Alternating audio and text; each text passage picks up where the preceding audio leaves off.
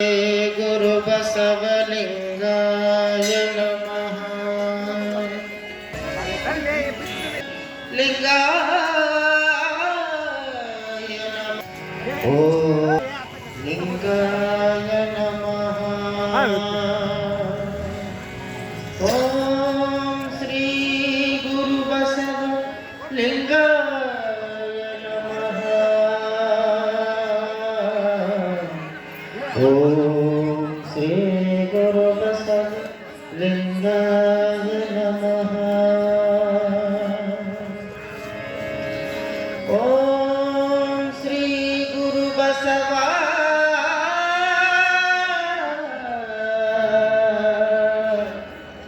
ಶ್ರೀ ಗುರು ಬಸವಲಿಂಗಾಯ ನಮಃ. ಸಾಂಬಜೈ ನಮ ಪಾರ್ವತಿ ಪದ ಶಿವ ಹರ ಹರ ಮಹಾದೇವ. ಜಗಜ್ಯೋತಿ ಬಸವೇಶ್ವರ ಮಹಾರಾಜ್ ಕಿ. ಸಾಂಬಜೈ ನಮ ಪಾರ್ವತಿ ಪದ ಶಿವ ಹರ ಹರ ಮಹಾದೇವ.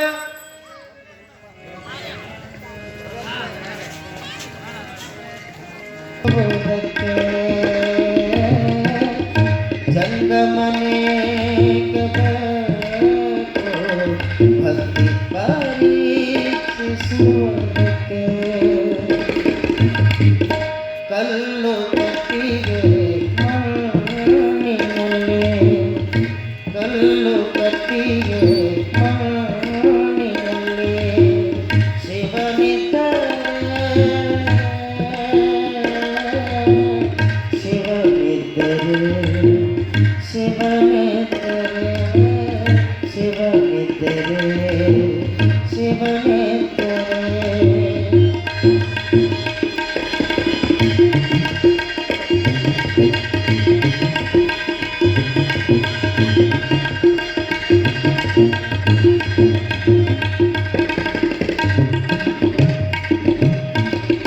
ಕಂಡ ಕಂಡುದರೆಲ್ಲ ದೇವರನ್ನು ತಿಳಿದು, ಕಂಡ ಕಂಡುದರೆಲ್ಲ ದೇವರನ್ನು ತಿಳಿದು, ಅಡ್ಡ ಬೀಳುವ ಜನರ ಕಾಣಬಾರದೆಂದೇ ಎನ್ನ ಕಣ್ಮುಚ್ಚಿದೆಯೇನಯ್ಯ, ಎನ್ನ ಕಣ್ಮುಚ್ಚಿದೆಯೇನಯ್ಯ. ಗುರು ಕುಮಾರ ಪಂಚಾಕ್ಷರೇಶ್ವರ,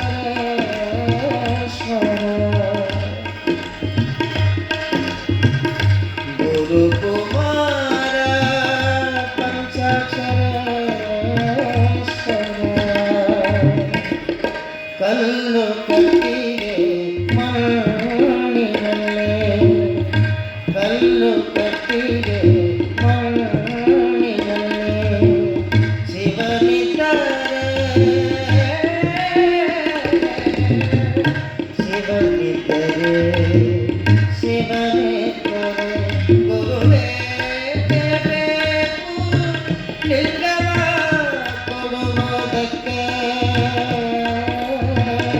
ಜಂಗಮನೇಕ ಬೇಕು ಭಕ್ತಿ ಪರೀಕ್ಷಿಸುವುದಕ್ಕೆ.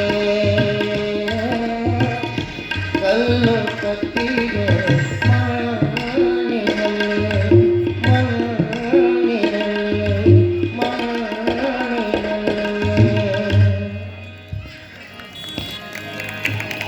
ಜೋರಾದ ಚಪ್ಪಾಳೆ ಕಲಾವಿದರಿಗೆ. ಈಗ ಪ್ರವಚನ ಪ್ರಾರಂಭವನ್ನು ಮಾಡೋಣ. ಗುರು ಬ್ರಹ್ಮ ಗುರು ವಿಷ್ಣು ಗುರುದೇವೋ ಮಹೇಶ್ವರ, ಗುರು ಸಾಕ್ಷಾತ್ ಪರಬ್ರಹ್ಮ ತಸ್ಮೈ ಶ್ರೀ ಗುರುವೇ ನಮಃ. ತಸ್ಮೈ ಶ್ರೀ ಗುರುವೇ ನಮಃ.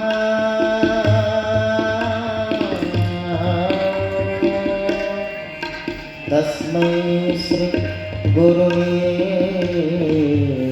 नमः ಬಸವಣ್ಣನೇ ತಾಯಿ ಬಸವಣ್ಣನೇ ತಂದೆ ಬಸವಣ್ಣನೇ ಪರಮ ಬಂಧು ಎನಗೆ ವಸುದೇಶ ಕಪಿಲ ಸಿದ್ಧ ಮಲ್ಲಿಕಾರ್ಜುನ ನಿಮ್ಮ ಹೆಸರಿಟ್ಟ ಗುರು ಬಸವಣ್ಣನಯ್ಯ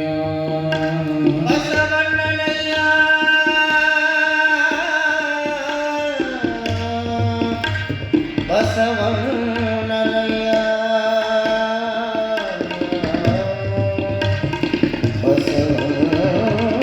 ಬಸವಣ್ಣನಯ್ಯ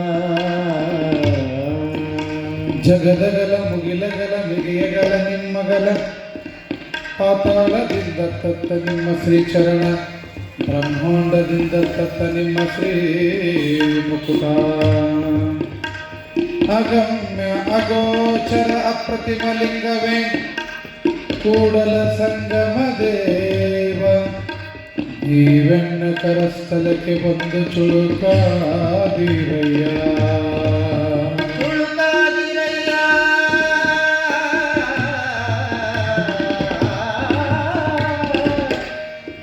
ನೀವನ್ನ ಕರಸ್ಥಲಕ್ಕೆ ಬಂದು ಚುಳುಕಾದಿರಯ್ಯ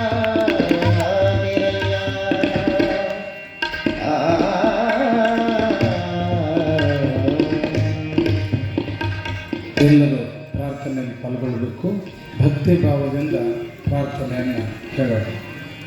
ಅಮೃತ ಪರಮಾಮೃತ ಶರಣರಾಚರಿತಾಮೃತ ಅಮೃತ ಪರಮಾಮೃತ ಶರಣರಾಚರಿತಾಮೃತ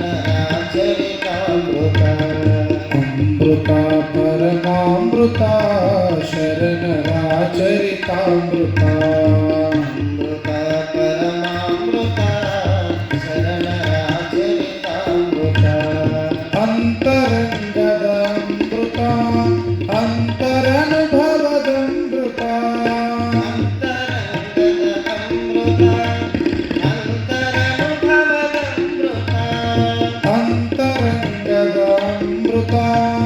ಅಂತರಂಗದ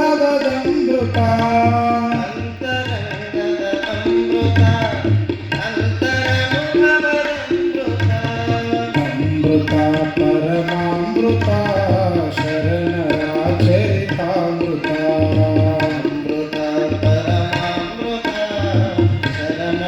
ಶರಣರಾಚರಿತಾಮೃತ ಅಷ್ಟಾಭರಣ ಪಂಚಾಚಾರ ಆರು ಸ್ಥಳಗಳದ ಅಮೃತ ಅಷ್ಟವರ್ಣ ಪಂಚಾಚಾರ ಆರು ಸ್ಥಳಗಳದ ಅಮೃತ ಅಷ್ಟಾಭರಣ ಪಂಚಾಚಾರ ಆರು ಸ್ಥಳಗಳದ ಅಮೃತ ಅಷ್ಟವರ್ಣ ಪಂಚಾಚಾರ ಆರು ಸ್ಥಳಗಳದ ಅಮೃತ ಶ್ರೇಷ್ಠ ಕಾಯಕ ದಾಸೋಹದ ಶ್ರೇಷ್ಠ ಕಾಯಕ ದಾಸೋಹದ ಅನುಭವದ ಚರಿತಾಮೃತ ಅಮೃತ ಪರಮಾಮೃತ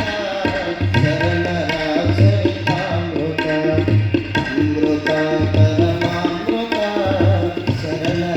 ಶರಣರಾಚರಿತಾಮೃತ ನೀತಿ ಪ್ರೀತಿ ಭಾವ ಭಕ್ತಿ ಕಲಿಸುವ ಚರಿತಾಮೃತ ನೀತಿ ಪ್ರೀತಿ ಭಾವ ಭಕ್ತಿ ಕಲಿಸುವ ಚರಿತಾಮೃತ ನೀತಿ ಪ್ರೀತಿ ಭಾವ ಭಕ್ತಿ ಕಲಿಸುವ ಚರಿತಾಮೃತ ನೀತಿ ಪ್ರೀತಿ ಭಾವ ಭಕ್ತಿ ಕಲಿಸುವ ಚರಿತಾಮೃತ ಮನದ ಮೈಲಿಗೆ ತೊಳೆಯುವಂತ ಮನದ ಮೈಲಿಗೆ ತೊಳೆಯುವಂತ ಮಂಗಲದ ಮಹದಮೃತ ಅಮೃತ ಪರಮಾಮೃತ ಶರಣರಾಚರಿತಾಮೃತ ಅಮೃತ ಪರಮಾಮೃತ ಶರಣರಾಚರಿತಾಮೃತ ಭಕ್ತಿಯೇ ಭಕ್ತಾಮೃತ ಜ್ಞಾನವೇ ಜ್ಞಾನಾಮೃತ ಭಕ್ತಿಯೇ ಭಕ್ತಾಮೃತ ಜ್ಞಾನವೇ ಜ್ಞಾನಾಮೃತ ಭಕ್ತಿಯೇ ಭಕ್ತಾಮೃತ ಜ್ಞಾನವೇ ಜ್ಞಾನಾಮೃತ ಭಕ್ತಿಯೇ ಭಕ್ತಾಮೃತ ಜ್ಞಾನವೇ ಜ್ಞಾನಾಮೃತ ಭಕ್ತಿ ಜ್ಞಾನ ತ್ಯಾಗ ಭಾವದ ಭಕ್ತಿ ಜ್ಞಾನ ತ್ಯಾಗ ಭಾವದ ಶರಣರ ಚರಿತಾಮೃತ ಅಮೃತ ಪರಮಾಮೃತ ಶರಣರ ಚರಿತಾಮೃತ ಅಮೃತ ಪರಮಾಮೃತ ಶರಣರ ಚರಿತಾಮೃತ ಶರಣರ ಚರಿತಾಮೃತ ಶರಣರ ಚರಿತಾಮೃತ ಸಾಂಬಜೈ ನಮ ಪಾರ್ವತಿ ಪದ ಶಿವ ಹರ ಹರ ಮಹಾದೇವ ಜಗಜ್ಯೋತಿ ಬಸವೇಶ್ವರ ಮಹಾರಾಜ್ ಕಿ ಸಾಂಬಜೈ ನಮ ಪಾರ್ವತಿ ಪದ ಶಿವ ಹರ ಹರ ಮಹಾದೇವ. ಓಂ ಶ್ರೀ ಗುರು ಬಸವಲಿಂಗಾಯ ನಮಃ. ಧರೆಯ ದೇಗುಲವನ್ನು ಉದ್ಧರಿಪ ಗುರುಮೂರ್ತಿ, ದೇವನಾನತೆಯ ಮತ್ತು ಮುನ್ನಡೆದ ಸತ್ಕೀರ್ತಿ, ಜ್ಞಾನ ದಾಸೋಹ ಅನುಭವದ ಶಿವಮೂರ್ತಿ, ಶತಕೋಟಿ ಶರಣಾರ್ಥಿ ಬಸವಗುರು ಮಹಾಮೂರ್ತಿ. ಪ್ರಾತಸ್ಮರಣರಾಗಿರುವಂಥ ಬಸವಾದಿ ಪ್ರಮುಖರನ್ನ, ವಿಶ್ವದ ಎಲ್ಲ ಮಹಾದಾರ್ಶನಿಕರನ್ನ ಸ್ಮರಣೆ ಮಾಡಿ, ತಾಯಂದ್ರೆಲ್ಲ ಸ್ವಲ್ಪ ಮುಂದೆ ಬರ್ರಿ, ಮುಂದೆ ಬರ್ರಿ, ಸ್ವಲ್ಪ ಮುಂದೆ ಬರ್ತಾರೆ, ಎದ್ದು ಬರ್ರಿ, ಬರ್ರಿ ಕುತ್ಕೋ ಬರ್ರಿ, ಎಲ್ಲ ಬರ್ರಿ. ನೋಡ್ರಿ ಗುಡಿಸಲು ಕೊಪ್ಪದಿಂದ ಎಲ್ಲ ಗುಡಿಸ್ಲಿಕ್ಕೆ ಖಾಲಿಯಾಗಿ ಇಲ್ಲೇ ಬಂದಾರೆ ಎಲ್ಲರೂ. ಬರ್ರಿ ಎಲ್ಲ ಮುಂದೆ ಬರ್ರಿ. ಬಂದವ್ರು ಗೆಳತಿಯರನ್ನೆಲ್ಲ ಮಾತಾಡ್ಸಲ್ಲ, ಆಮೇಲೆ ಮತ್ತೆ ಈಗ ಮಾತಾಡ್ಸೋದು ಕೂತೀರಿ ಮತ್ತೆ. ಬರ್ರಿ ಮುಂದೆ ಬರ್ರಿ. ಇನ್ನೊಂದು 2-3 ದಿನದಾಗ ಗಣಮಕ್ಕಳಿಗೆ ಕುಂಡ್ರಾಗ ಜಾಗ ಸಿಗೋದು ಡೌಟ್ ಐತಿ. ಯಾಕೆ ಇಲ್ಲಿ ಅಭಿಷೇಕ್ತಾರೆ, ನಮ್ಗೆ ಎಲ್ಲ ಕಡೆ ಅಭಿಷೇಕ, ಇಲ್ಲಿಂದನೂ ಅಭಿಷೇಕ ಕಾಣ್ತಾರ. ತಾಯಂದ್ರ ಸಂಖ್ಯೆನ ಜಾಸ್ತಿ ಆಗಕತ್ತದ, ಭಾಳ ಸಂತೋಷ. ಬರ್ರಿ ಎಲ್ಲ ಮುಂದೆ ಬರ್ರಿ, ಬರ್ರಿ. ಹಾಂ ಕುತ್ಕೋರಿ, ಕುತ್ಕೋರಿ. ಬಿಡ್ರಿ ಬಿಡ್ರಿ ತಾಯಿ, ನನ್ನ ನೋಡ್ರಿ ಬರ್ರಿ. ಹಲೋ ಹಲೋ ನನ್ನ ನೋಡ್ರಿ. ಹಾಂ ಕುಂದರಿ. ಜೈ ಮಂಗಲಂ ಜೈ ನಮ ಪಾರ್ವತೇ ಪತಿ ಶಿವ ಹರ ಹರ. ವಿಶ್ವಗುರು ಬಸವೇಶ್ವರ ಮಹಾರಾಜ್ ಕಿ, पंडित पुट्टराज गवाई महाराज की, नीलकंठेश्वर महाराज की, निजलिंगेश्वर महाराज की, सकल साधु संत महाराज की. जय मंगलम जय नमः पार्वते पति शिव हर हर.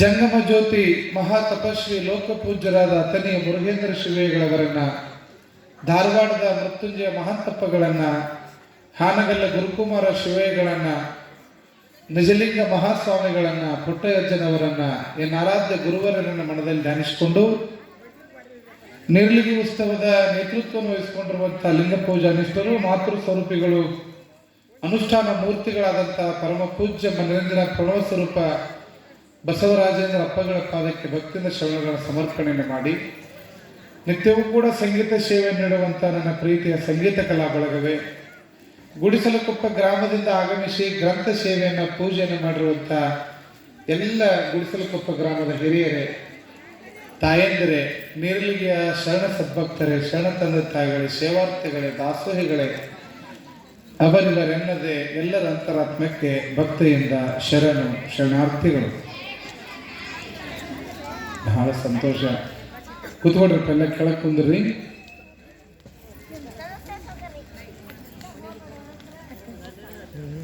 ವಿಶ್ವದಲ್ಲಿ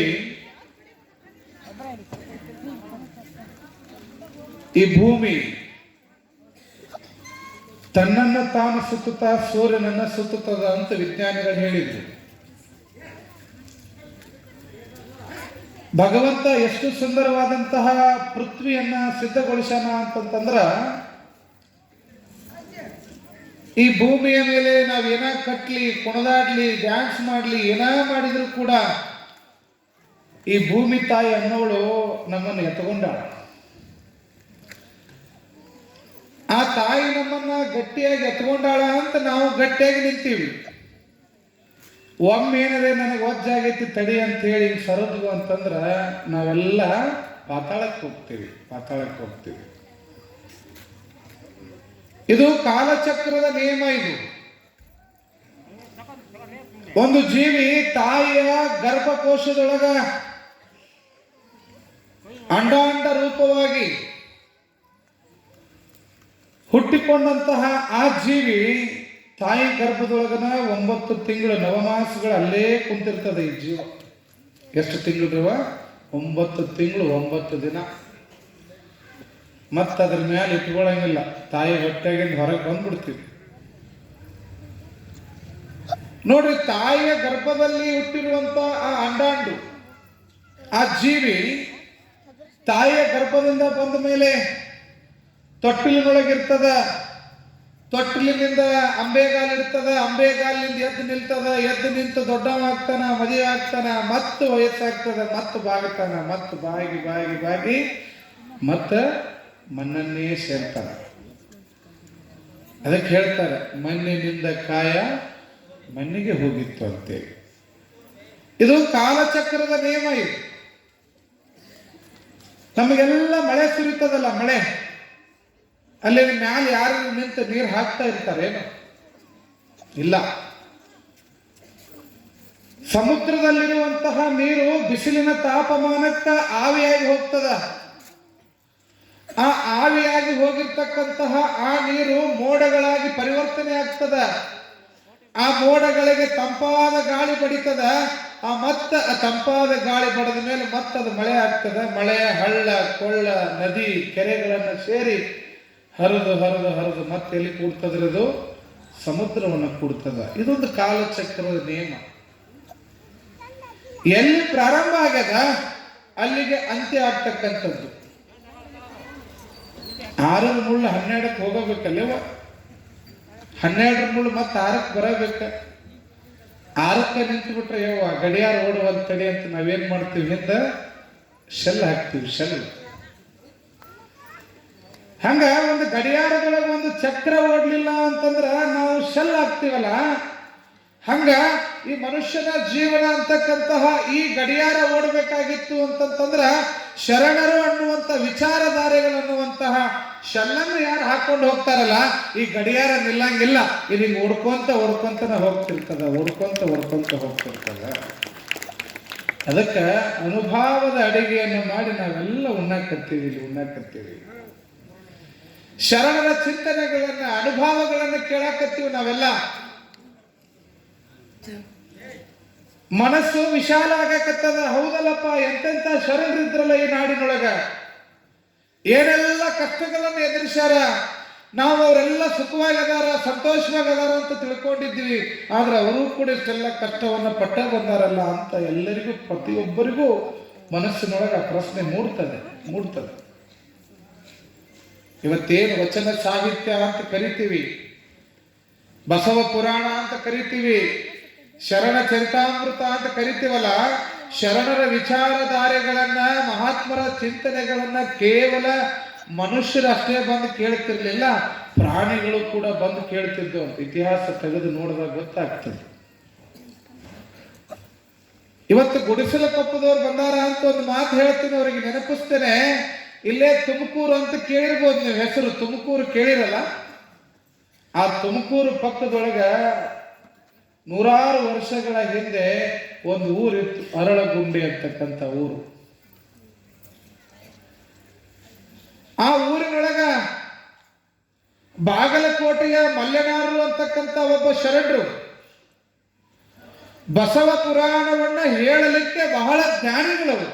ಬಾಗಲಕೋಟೆಯ ಮಲ್ಲೆನಾರರು ಅಂತಂದ್ರೆ ಅಷ್ಟ ಶರಣ ತತ್ವ ಸಿದ್ಧಾಂತ ಅಂತಂದ್ರೆ ಪ್ರಾಣವನ್ನೇ ಕೊಡ್ಲಿಕ್ಕೂ ಕೂಡ ಹೆದರ್ತಿರ್ಲಿಲ್ಲ, ಅಂತ ಗಟ್ಟಿತನದ ಸಿದ್ಧಾಂತವನ್ನು ಹೇಳ್ತಿದ್ರು ಬಾಗಲಕೋಟೆಯ ಮಲ್ಲೆನಾರರು. ಆ ಅರಳಗುಂಡಿ ಅನ್ನುವಂತ ಊರಿನೊಳಗ ಇವರು ಬಸವ ಪುರಾಣವನ್ನ ಇಡ್ತಾರೆ. ಎಷ್ಟು ದಿನ ಬಸವ ಪುರಾಣ ನಡೀತದ? ಮಲ್ಲೆನಾರರು ಹೇಳುವಂತ ಬಸವ ಪುರಾಣ ಅಂತಂದ್ರೆ 3 ತಿಂಗಳು ಬಸವ ಪುರಾಣ. ಎಷ್ಟು ತಿಂಗಳು? 3 ತಿಂಗಳು. ಒಂದಲ್ಲ ಎರಡಲ್ಲ, ನಾವು 21 ದಿನಕ್ಕನ ನಮಗೆ ಈಗ ಸಾಕಾಗಿ ಬಿಡಾಕತ್ತದ. ಯಾವಾಗ ಮುಗಿದಿತ್ತಪ್ಪ ಅನ್ನಕತ್ತೀವಿ ನಾವು. ಆದ್ರೆ 3 ತಿಂಗಳು ಬಸವ ಪುರಾಣ ಇಡ್ತಿದ್ರು ಆಗಿನ ಭಕ್ತರು. ಮತ್ತೆ ಎಲ್ಲ ಶರಣರು ಪುರಾಣ ಚಿಂತನೆಗಳು ಬರಲಿಕ್ಕೆ 3 ತಿಂಗಳು ಬೇಕಾಗ್ತಿತ್ತು. ಯಾವಾಗ ಮಲ್ಲೆನಾರರು ಬಸವ ಪುರಾಣವನ್ನ ಪ್ರಾರಂಭ ಮಾಡ್ತಿದ್ರು, ಬಸವೇಶ್ವರ ದೇವಸ್ಥಾನದೊಳಗೆ ಕುಂತು ಬಸವ ಪುರಾಣ ಪ್ರಾರಂಭ ಮಾಡ್ತಿದ್ರು, ಸರಿಯಾದ ಸಮಯಕ್ಕೆ ಬಸವ ಪುರಾಣ ಪ್ರಾರಂಭ ಆದ ತಕ್ಷಣ ಪ್ರಾರ್ಥನೆಗೆ ಅಲ್ಲಿ ದೂರದೊಳಗ ಒಂದು ಬೇವಿನ ಗಿಡದೊಳಗ 2 ಗುಬ್ಬಿಗಳು ಬಂದು ಕುಂಡಿರ್ತಿದ್ದವಂತೆ. ಯಾವ್ರಿ ಗುಬ್ಬಿಗಳು. ಪ್ರಾರಂಭಕ್ಕೆ ಗುಬ್ಬಿ ಸರಿಯಾದ ಸಮಯಕ್ಕೆ ಬರುವು 1-1.5 ಗಂಟೆ ಪುರಾಣ ಹೇಳ್ತಿದ್ರು. ಬಸವ ಪುರಾಣ ಮುಗಿದು ಮಹಾಮಂಗಲ ಆದ ಕೂಡ್ಲೇನ ಪುರ್ರ ಅಂತ ಹಾರಿ ಹೋಗ್ಬಿಡ್ತಿದ್ದವು. 1 ದಿನ 2 ದಿನ ಕೇಳಿದ್ರೆ ಚಂದಿತ್ತು, ಆದ್ರೆ ಬಿಟ್ಟು ಬಿಡಲ್ದಂಗೆ ಎಷ್ಟು ದಿನ ಪುರಾಣ ಕೇಳಿದ್ರಿ ಗುಬ್ಬಿಗಳು? ಇಲ್ಲಿ ನೋಡ್ರಿ ನಾನು ಒಂದು ಗುಂಡ್ಕಲ್ರಿ ತಗೊಂಡ್ಬರ್ರಿ ಅತ್ಲ ನನ್ನ ನೋಡ್ರಿ ಅಂತ ಕುಣಿಸ್ಯಾರೆ ಅಲ್ಲಿ ನೋಡ್ಕೊತ ಎಷ್ಟು ತಿಂಗಳ ಗುಬ್ಬಿಗಳು ಬಸವ ಪುರಾಣ ಕೇಳಿದ್ವು ಅಂದ್ರ 1 ದಿನಾನು ತಪ್ಪಿಸ್ಲಾರ್ದಂಗ 3 ತಿಂಗಳು ಬಸವ ಪುರಾಣ ಕೇಳಿದಂತ್ರಿ ಗುಬ್ಬಿಗಳು. ಆ 3 ತಿಂಗಳ ಬಸವ ಪುರಾಣ ಇನ್ನೇನು ಮುಗಿಯಾಕ ಬಂತು. ಕೊನೆಗೆ ಕಪ್ಪಡಿಯ ಸಂಗಮನಾಥನೊಳಗ ಬಸವಣ್ಣನವರು ಐಕ್ಯ ಆಗ್ತಕ್ಕಂಥ ಸಂದರ್ಭವನ್ನ ಮಲ್ಲೆಗಾರರು ಇನ್ನೇನು ಹೇಳಿದ್ರು. ಮಂಗಲದ ದಿನ 3 ತಿಂಗಳ ಬಸವ ಪುರಾಣ ಮಹಾಮಂಗಲ ಆಗಕತ್ತದ. ಬಸವಣ್ಣನವರು ಕಪ್ಪಡಿಯ ಸಂಗಮನಾಥನೊಳಗೆ ಹಿಂಗ ಐಕ್ಯ ಆದ್ರು ಅಂತ ಅಂದ ತಕ್ಷಣ ಆ ಗಿಡದಲ್ಲಿರುವಂತ ಗುಬ್ಬಿಗಳು ಹಿಂಗೆ ಬಸವ ಪುರಾಣ ನಡೆದಂತ ಜಾಗದಾಗ ಬಂದು ಒಂದು 4 ಸುತ್ತು ಪ್ರದಕ್ಷಿಣೆ ಹಾಕಿ ಆ ಬಸವ ಪುರಾಣ ಗ್ರಂಥದ ಮೇಲೆ ಬಿದ್ದು ಪ್ರಾಣವನ್ನು ಕಳ್ಕೊಂಡಂತ ಗುಬ್ಬಿಗಳು ಪುರಾಣದೊಳಗೆ ಬಸವಣ್ಣನವರು ಐಕ್ಯ ಆದ್ರು ಅಂದ ತಕ್ಷಣ 2 ಗುಬ್ಬಿಗಳು ಬಂದು ಬಸವ ಪುರಾಣ ಗ್ರಂಥದ ಮೇಲೆ ಪ್ರಾಣ ಬಿಟ್ಟು ಮಹಾಮಂಗಲಕ್ಕೆ ಗ್ರಂಥವನ್ನ ಪಲ್ಲಕ್ಕಿ ಮೆರವಣಿಗೆ ಮಾಡೋ ಮುಂದೆ ಆ ಗ್ರಂಥದ ಜೊತೆಗೆ 2 ಗುಬ್ಬಿಗಳನ್ನು ಕೂಡ ಮೆರವಣಿಗೆ ಮಾಡ್ತಾರ. ಅರಳಗುಂಡಿ ಅನ್ನುವಂಥ ಒಂದು ಊರು ಇರ್ತಕ್ಕಂಥ, ಅಮರಗೊಂಡ ಅಂತಕ್ಕಂಥ ಊರಿರುವಂಥ ಊರು. ಆ ಪುರಾಣ ಆದ್ಮೇಲೆ ಆ ಊರಿಗೆ ಏನ್ ಹೆಸರು ಬಂತು ಅಂತಂತಂದ್ರ ಗುಬ್ಬಿ ಅಂತ ಹೆಸರು ಬಂತು. ಇವತ್ತಿಗೂ ಗುಬ್ಬಿ ಅಂತಕ್ಕಂಥ ಊರು ಎಲ್ಲಿದೆ? ತುಮಕೂರು ತಾಲೂಕಿನೊಳಗದ. ನಿಮಗೆ ಹೋದ್ರೆ ಗೊತ್ತಾಗ್ತದೆ ಗುಬ್ಬಿ ಅಂತ ಕೇಳಿರ್ಲಿ. ನೋಡಿ, ಮಹಾತ್ಮರನ್ನು ನೆನೆಯುವುದೇ ಘನಮುಕ್ತಿ ಪದಂ ಶಿವಾದವ ಅನ್ನುವ ಹಾಗೆ ಗುಬ್ಬಿಗಳು ಸರಿಯಾದ ಸಮಯಕ್ಕೆ ಬಂದು ಪುರಾಣವನ್ನ ಕೇಳಿ ಮೋಕ್ಷವನ್ನು ಪಡೆದವು. ಹಂಗಾರೆ ಬಸವ ಪುರಾಣಕ್ಕೆ ಎಷ್ಟು ತಾಕತ್ತಿರಬೇಕು, ಬಸವಣ್ಣ ಅನ್ನುವಂಥ ಹೆಸರಿಗೆ ಎಷ್ಟು ದೊಡ್ಡ ಶಕ್ತಿ ಇರಬೇಕು ಅನ್ನುವಂಥದ್ದನ್ನು ನಾವು ಅವಲೋಕನ ಮಾಡ್ಕೊಳ್ಬೇಕಲ್ಲ. ಅದಕ್ಕೆ ನಂಬಿ ಹೋದವರು, ಬಸವಣ್ಣನನ್ನ ನಂಬಿ ಹೋದವರಿಗೆ ಯಾವತ್ತಿಗೂ ಕೂಡ ತೊಂದರೆ ಅನ್ನುವಂಥದ್ದೇ ಇಲ್ಲ ಅನ್ನೋದಕ್ಕೆ ಇವೆಲ್ಲ ನಿದರ್ಶನ ಆಗ್ತವೆ. ಬಸವಾದಿ ಶರಣರ ವಿಚಾರಧಾರೆಗಳನ್ನ ನಿನ್ನೆಯ ದಿನ ಯಾವ ಕಾಶ್ಮೀರದ ಅರಸನಾಗಿರುವಂತಹ ಮಹದೇವ ಭೂಪಾಲ ಇಲ್ಲಿ ಕಲ್ಯಾಣಕ್ಕೆ ಬಂದು ಮೋಳಿಗೆಯ ಮಾರಯ್ಯನಾಗಿದ್ದಾನೆ. ತನ್ನ ಇಡೀ ರಾಜ್ಯ ಸಂಪತ್ತು, ಸಿರಿ ಸಂಪತ್ತನ್ನೆಲ್ಲ ದಾನ ಮಾಡಿ ಶರಣನಾಗಬೇಕು ಅಂತ ಬಂದಾನ. ಎಲ್ಲಿಗೆ? ಕಲ್ಯಾಣಕ್ಕೆ ಬಂದಾನ. ನೋಡ್ರಿ, ಎಲ್ಲೆಲ್ಲಿ ಶರಣರು ಎಲ್ಲ ಕಲ್ಯಾಣಕ್ಕೆ ಬರುವಂತ ವ್ಯವಸ್ಥೆ. ಬಹುಶಃ ವಚನ ಸಾಹಿತ್ಯದ ಒಂದು ದೊಡ್ಡ ಶಕ್ತಿ ನಿಮಗೆಲ್ಲ ಗೊತ್ತಿರಲಿ. 12ನೇ ಶತಮಾನ ಅಂತಂತಂದ್ರೆ 900 ವರ್ಷಗಳ ಹಿಂದೆ ನಡೆದು ಹೋದಂಥದ್ದು. 900 ವರ್ಷಗಳ ಹಿಂದೆ ನಡೆದಂತಹ ಆ ಒಂದು ಶರಣರ ಸಿದ್ಧಾಂತ ಧಾರೆಗಳನ್ನ ಬಹುಶಃ ಎಲ್ಲ ಧರ್ಮಗಳಿಗೆ, ಬೌದ್ಧ ಧರ್ಮಕ್ಕ, ಜೈನ ಧರ್ಮಕ್ಕ, ಸಿಖ್ ಧರ್ಮಕ್ಕೆ ಸಿಕ್ಕಂತಹ ರಾಜ ಗೌರವ ಮರ್ಯಾದೆ ಲಿಂಗಾಯತ ಧರ್ಮಕ್ಕೆ ಸಿಗಲಿಲ್ಲ, ವಚನ ಸಾಹಿತ್ಯಕ್ಕೆ ಸಿಗಲಿಲ್ಲ. ಯಾವ 19ನೇ ಶತಮಾನದೊಳಗ ಆ ಸಂದರ್ಭದಲ್ಲಿ ಬೆಳಕಿಗೆ ಬಂದಂತ ವಚನ ಸಾಹಿತ್ಯದ ಪಿತಾಮಹ ಅಂತ ನಾವು ಯಾರನ್ನ ಕರಿತೀವಿ ಹೇಳ್ರಿ ನೋಡೋಣ? ವಚನ ಪಿತಾಮಹ ಅಂತ ಯಾರನ್ನ ಕರಿತೀವ್ರಿ? ನಿಮ್ಮನ್ನ ಕರಿತೀವನ್ರಿ ನಾವು? ಯಾರನ್ನ ಕರಿತೀವಿ? ಬೊಮ್ಮಣ್ಣ? ಯಾರು ಬೊಮ್ಮಣ್ಣ? ಬಸವಣ್ಣ ಅಲ್ಲ. ಇವನ್ನೆಲ್ಲ ನೆನಪಿಟ್ಟುಕೊಳ್ರಿ. ವಚನ ಪಿತಾಮಹ ಅಂತ ಯಾರನ್ನ ಕರೀತಾರ ಅಂತಂದ್ರ ಹೋಗು ಹಳಕಟ್ಟಿ ಅವರನ್ನು ವಚನ ಪಿತಾಮಹ ಅಂತ ಕರೀತಾರೆ. ಅವರ ಪೂರ್ಣ ಹೆಸರು ಫಕೀರಪ್ಪ ಗುರುಸಿದ್ದಪ್ಪ ಹಳಕಟ್ಟಿ ಅಂತ. ಮತ್ತು ಕರ್ನಾಟಕದ ಗಾಂಧಿ ಅಂತ ಯಾರನ್ನು ಕರೀತಾರೆ ಹೇಳಿ ನೋಡೋಣ, ಯಾರಿಗಾರು ಗೊತ್ತೇನು? ಕರ್ನಾಟಕದ ಗಾಂಧಿ ಅಂತ ಯಾರನ್ನ ಕರೀತಾರೆ ಅಂತಂದ್ರ ಹರ್ಡೇಕರ್ ಮಂಜಪ್ಪನವರನ್ನ ಕರ್ನಾಟಕದ ಗಾಂಧಿ ಅಂತ ಕರೀತಾರೆ. ಇವರೆಲ್ಲ ಶಿವಾನುಭವ ಮಂಟಪದ ಅನುಯಾಯಿಗಳು. ಬಹುಶಃ 19ನೇ ಶತಮಾನದೊಳಗ ಈಗೆಲ್ಲ ನಾವು ಬಸವ ಜಯಂತಿಯನ್ನು ಮಾಡ್ತೀವಿ. ಅಕ್ಷಯ ತೃತೀಯ ಬಂದಾಗ ಬಸವ ಜಯಂತಿ ಮಾಡ್ತೇವೆ, ಬಸವಣ್ಣನ ಫೋಟೋ ಇಡ್ತೀವಿ, ಮತ್ತು ನಮ್ಮ ಮನೆಯಾಗರು ಎತ್ತುಗಳಿಗೆ ಕೋಡಿಗೆ ಬಣ್ಣ ಹಚ್ಚಿ ಶೃಂಗಾರ ಮಾಡಿ ಜೂಲ ಕಟ್ಟಿ ಅದನ್ನು ಕೊಬ್ಬರಿ ಕಟ್ಟಿ ಊರಾಗೆಲ್ಲ ಮೆರವಣಿಗೆ ಮಾಡಿ ಬಸವ ಜಯಂತಿ ಅಂತ ಮಾಡ್ತೀವಲ್ಲ. ಆದರೆ ಮೊಟ್ಟ ಮೊದಲ ಬಸವ ಜಯಂತಿ ಏನ್ರಿವ, ಮೊಟ್ಟ ಮೊದಲ ಬಸವ ಜಯಂತಿ 1912ರೊಳಗ ಮೊಟ್ಟ ಮೊದಲು ಪ್ರಾರಂಭ ಮಾಡಿದವರು ಯಾರು ಅಂತಂದ್ರ ದಾವಣಗೆರೆ ವಿರಕ್ತ ಮಠದೊಳಗ ಧಾರವಾಡದ ಮೃತ್ಯುಂಜಯ ಅಪ್ಪಗಳು ಬಸವ ಜಯಂತಿಯನ್ನು ಪ್ರಾರಂಭ ಮಾಡ್ತಾರೆ 1912ರೊಳಗೆ.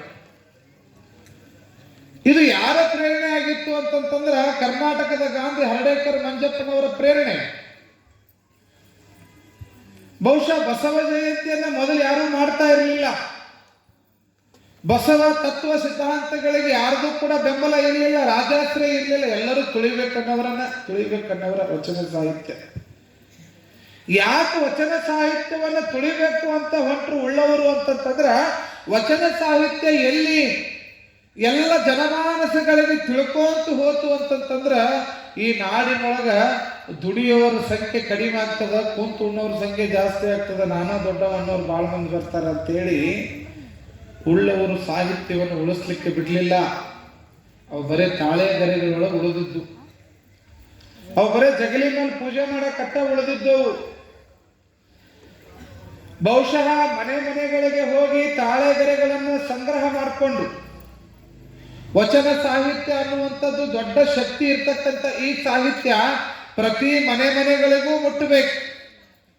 ಪ್ರತಿಯೊಬ್ಬರು ವಚನಗಳನ್ನು ಕಲಿಬೇಕು, ಶರಣ ಸಿದ್ಧಾಂತವನ್ನು ಓದಬೇಕು, ಶರಣರ ವಿಚಾರಧಾರೆಗಳನ್ನು ಅರ್ಥ ಮಾಡ್ಕೊಳ್ಬೇಕಂತ ತಿಳ್ಕೊಂಡು ಹರ್ಡೇಕರ್ ಮಂಜಪ್ಪನವರು, ಹೋಗು ಹೊಳಕಟ್ಟಿಯವರು, ಧಾರವಾಡದ ಮೃತ್ಯುಂಜಯ ಅಪ್ಪುಗಳು, ಹಾನಗಲ ಕುಮಾರ ಶಿವಯೋಗಿಗಳು, ಅತನಿ ಶಿವಯೋಗಿಗಳು, ಇಳಕಲ್ಲಿನ ವಿಜಯ ಮಹಾಂತೇಶ್ವರ ಸ್ವಾಮಿಗಳು, ಗಣಮಠ ಶಿವಯೋಗಿಗಳು, ಹೀಗೆ ಆ ಕಾಲಘಟ್ಟದ ಎಲ್ಲ ಶಿವಯೋಗಿ ಪರಂಪರೆಯ 19ನೇ ಶತಮಾನ ಅಂತಂತಂದ್ರೆ ಅದು ಶಿವಯೋಗಿಗಳ ಪರಂಪರೆಯ ಶತಮಾನ. ಯಾವ ಬಸವ ಜಯಂತಿ ಆಚರಣೆ ಒಳಗ ಈಗೆಲ್ಲ ನಾವು ಬಸವಣ್ಣನ ಭಾವಚಿತ್ರವನ್ನು ಇಟ್ಟುಕೊಂಡು ಪೂಜೆ ಮಾಡ್ತೀವಿ, ವಚನ ಸಾಹಿತ್ಯವನ್ನು ಓದ್ತೀವಿ. ಆದರೆ ಗೊತ್ತಿರಲಿ, ವಚನ ಸಾಹಿತ್ಯ ಬರೇ ತಾಳೆಗರೆಗಳಲ್ಲಿ ಮಾತ್ರ ಇತ್ತು, ಪುಸ್ತಕದ ರೂಪದೊಳಗೆ ಇರಲಿಲ್ಲ, ಯಾವುದೇ ಬೆಂಬಲ ಇರಲಿಲ್ಲ. ಅದನ್ನು ಮುದ್ರಿಸಬೇಕನ್ನುವಂಥ ಯಾವ ಲಿಂಗಾಯತ ನಾಯಕರು ಶ್ರೀಮಂತರು ಮುಂದೆ ಬಂದಿದ್ದಿಲ್ಲ. ಬರೇ ಹೇಳೋರಕ್ಕ ನಾವು ಬಸವಣ್ಣ ದೇವ್ರಿ, ಬಸವಣ್ಣ ದೇವ್ರಿ. ನಿಮ್ಮ ಮನೆ ದೇವ್ರು ಯಾವ್ದ್ರಿ? ಕುರುವತ್ತಿ ಬಸವಣ್ಣ್ರಿ. ನಿಮ್ಮ ಮನೆ ದೇವರು ಮೈಲಾರ ಲಿಂಗಪ್ಪ್ರಿ, ಸೌದತ್ತಿ ಎಲ್ಲವ್ರಿ. ಬರೀ ಮನೆ ದೇವರುಗಳ ಹೆಸರು ಹೇಳೋದ. ಆದ್ರ ಆ ದೇವರ ಬಗ್ಗೆ ಇರತಕ್ಕಂಥ ಸಾಹಿತ್ಯವನ್ನು ತಿಳ್ಕೊಳ್ಳುವಂಥ ಮನಸ್ಥಿತಿಗಳಿಲ್ಲ. ಇವತ್ತು ಬಹಳ ಮಂದಿ ದೇವರುಗಳ ಜಗಾಡಕತ್ತವ್ರಿ. ದೇವರುಗಳ ಈ ಜಾತಕ ತಗೊಂಡು ಬರ್ತಾರೆ ನಮ್ಮ ಕಡೆಗೆ. ಅಜ್ಜರ ಹುಡುಗಿ ಜಾತಕ ನೋಡ್ರಿ. ನಾವು ಸಾಲೋಳಿ ತೆಗೆದು ಜಾತಕ ನೋಡ್ತೀವಿ. ಸಾಲೋಳಿ ಕೊಡ್ತಾವು, ಗಣ ಕೊಡ್ತಾವು, ದೇವಗಣ, ರಾಕ್ಷಸ ಗಣ, ಎಲ್ಲ ಗಣಗಳನ್ನು ತೆಗೆದು ನೋಡಿ ಮಾಡಿ ಹುಡುಗಿ ಒಪ್ಪಿಗೆ ಆಗಿರ್ತೈತಿ, ಹುಡುಗ ಒಪ್ಪಿಗೆ ಆಗಿರ್ತಾನೆ, ಎಲ್ಲ ಮುಗೀತು, ಮಾತುಕತೆ ಆಯ್ತು. ಇನ್ನು ಕೊನೆಗೆ ಬರ್ತೈತಿ ನೋಡ್ರಿ, ನಿಮ್ಮ ಮನೆ ದೇವ್ರು ಯಾವುದು, ನಮ್ಮ ಮನೆ ದೇವ್ರು ಯಾವುದು. ಈ ದೇವ್ರು ಬಂದು ಅಂದ್ರೆ ಗದ್ದಾಗಿಸ್ತಾನೆ. ನಿಮ್ಮ ಮನೆ ದೇವ್ರಿ ನಮ್ಮ ಬಸವಣ್ಣ್ರಿ, ನಿಮ್ಮದು ನಮ್ಮ ಸೌದತ್ತಿ ಎಲ್ಲ ನಡೆಯಂಗಿಲ್ಲ ಬಿಡ್ರಿ, ಮುರುಗಡೆ ಆತ. ಸವದತ್ತಿ ಎಲ್ಲನೂ ಬಸವಣ್ಣ ಕೊಡಂಗಿಲ್ಲ. ನಿಮ್ಮ ಮನೆ ದೇವರು ವೀರಭದ್ರಿ, ನಿಮ್ಮ ಮನೆದು ಮೈಲಾರ ಲಿಂಗಪ್ಪ, ಇಬ್ಬರು ಕೊಡಂಗಿಲ್ಲ ಬಿಡ್ರಿ, ಹೊರಗಡೆ ಆಗಂಗಿಲ್ಲ. ಅದಕ್ಕೆ ಭಾಳ ಮಂದಿ ಬಂದವರು ಅಂತಾರೆ, ಅಜ್ಜರ ಈ ಮಂದಿ ಕೂಡಿಸೋದ್ರಲ್ಲಿ ದೇವರ ಕೂಡಿಸ್ರಿ, ಮೊದಲು ದೇವರುಗಳು ಕೂಡ್ಲಿ ಅಂತ.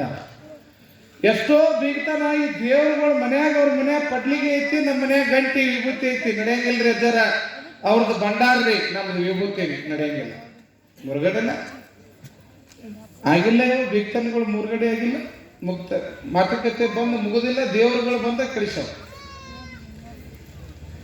ದೇವರುಗಳ ಮಧ್ಯೆ ನಾವಿವತ್ತು ಜಗಳವನ್ನು ಹಚ್ಕೊಂಡ್ಬಿಟ್ಟಿವಿ ನೋಡ್ರಿ. ಮನುಷ್ಯ ಅನ್ನೋ ಹೆಂಗದ, ಆ ದೇವ್ರ ಕಂಡ್ರೆ ಈ ದೇವ್ರಿಗೆ ಆಗಂಗಿಲ್ಲಂತ, ಈ ದೇವ್ರ ಕಂಡ್ರೆ ಆ ದೇವ್ರಿಗೆ.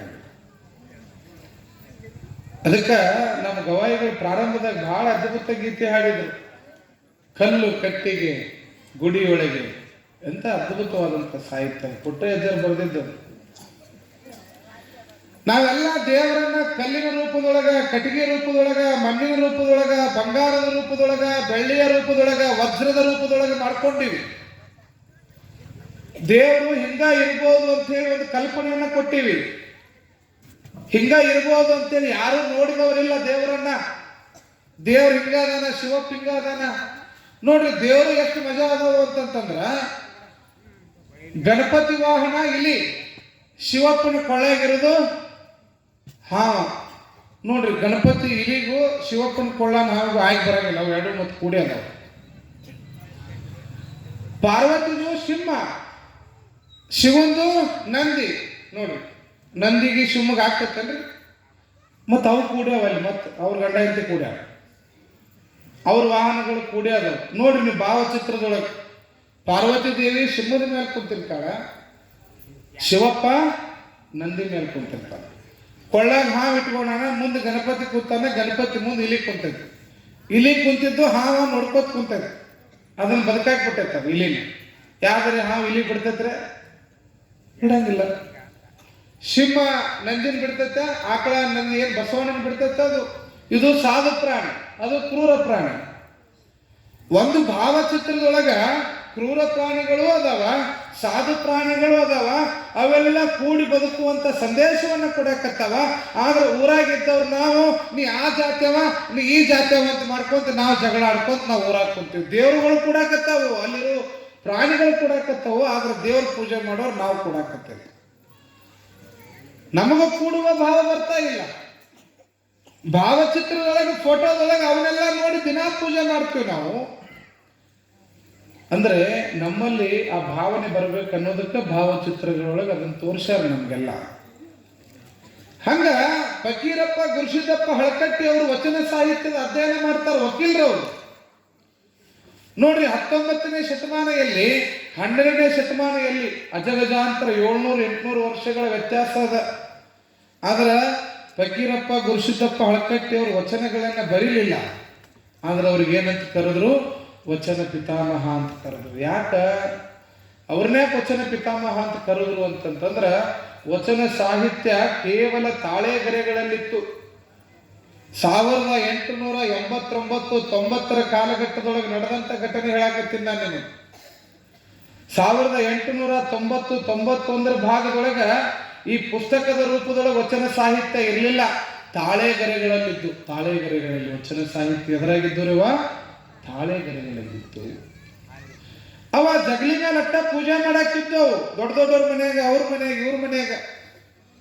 ಕಲ್ಯಾಣದ ಕ್ರಾಂತಿ ಆದಮೇಲೆ ವಚನ ಸಾಹಿತ್ಯ ತಾಳೆಗರೆಗಳು ನಾಡಿನುದ್ದಗಲಕ್ಕೂ ಅಲ್ಲಿ ಇಲ್ಲಿ ಎಲ್ಲೆಲ್ಲೆಲ್ಲೆಲ್ಲಿ ಆ ವಚನ ಸಾಹಿತ್ಯ ಉಳಿಸ್ಬೇಕಂತ ಒಂದಿಷ್ಟು ಮಂದಿ ಜಗಲಿ ಕಟ್ಟಿ ಜಗಲಿಯಾಗ ಮರಿ ಮಾಡಿಟ್ಟಿದ್ರು.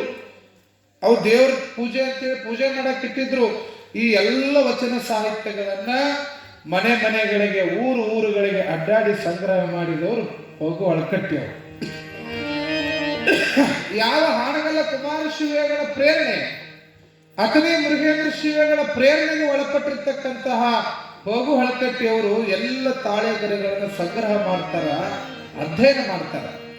ಅಧ್ಯಯನ ಮಾಡಿದ ಮೇಲೆ ಓಹೋ, ಇಂತಹ ವಚನ ಸಾಹಿತ್ಯ ಇದು ನಾಶವಾಗಿ ಹೋಗಬಾರ್ದು, ಇದು ಉಳಿಬೇಕಂತ ತಿಳ್ಕೊಂಡು ಅದನ್ನು ಪುಸ್ತಕದ ರೂಪದೊಳಗೆ ಹೊರಗೆ ತರಬೇಕಂತೇಳಿ ಮುದ್ರಣಾಲಯಕ್ಕೆ ಹೋಗ್ತಾರೆ.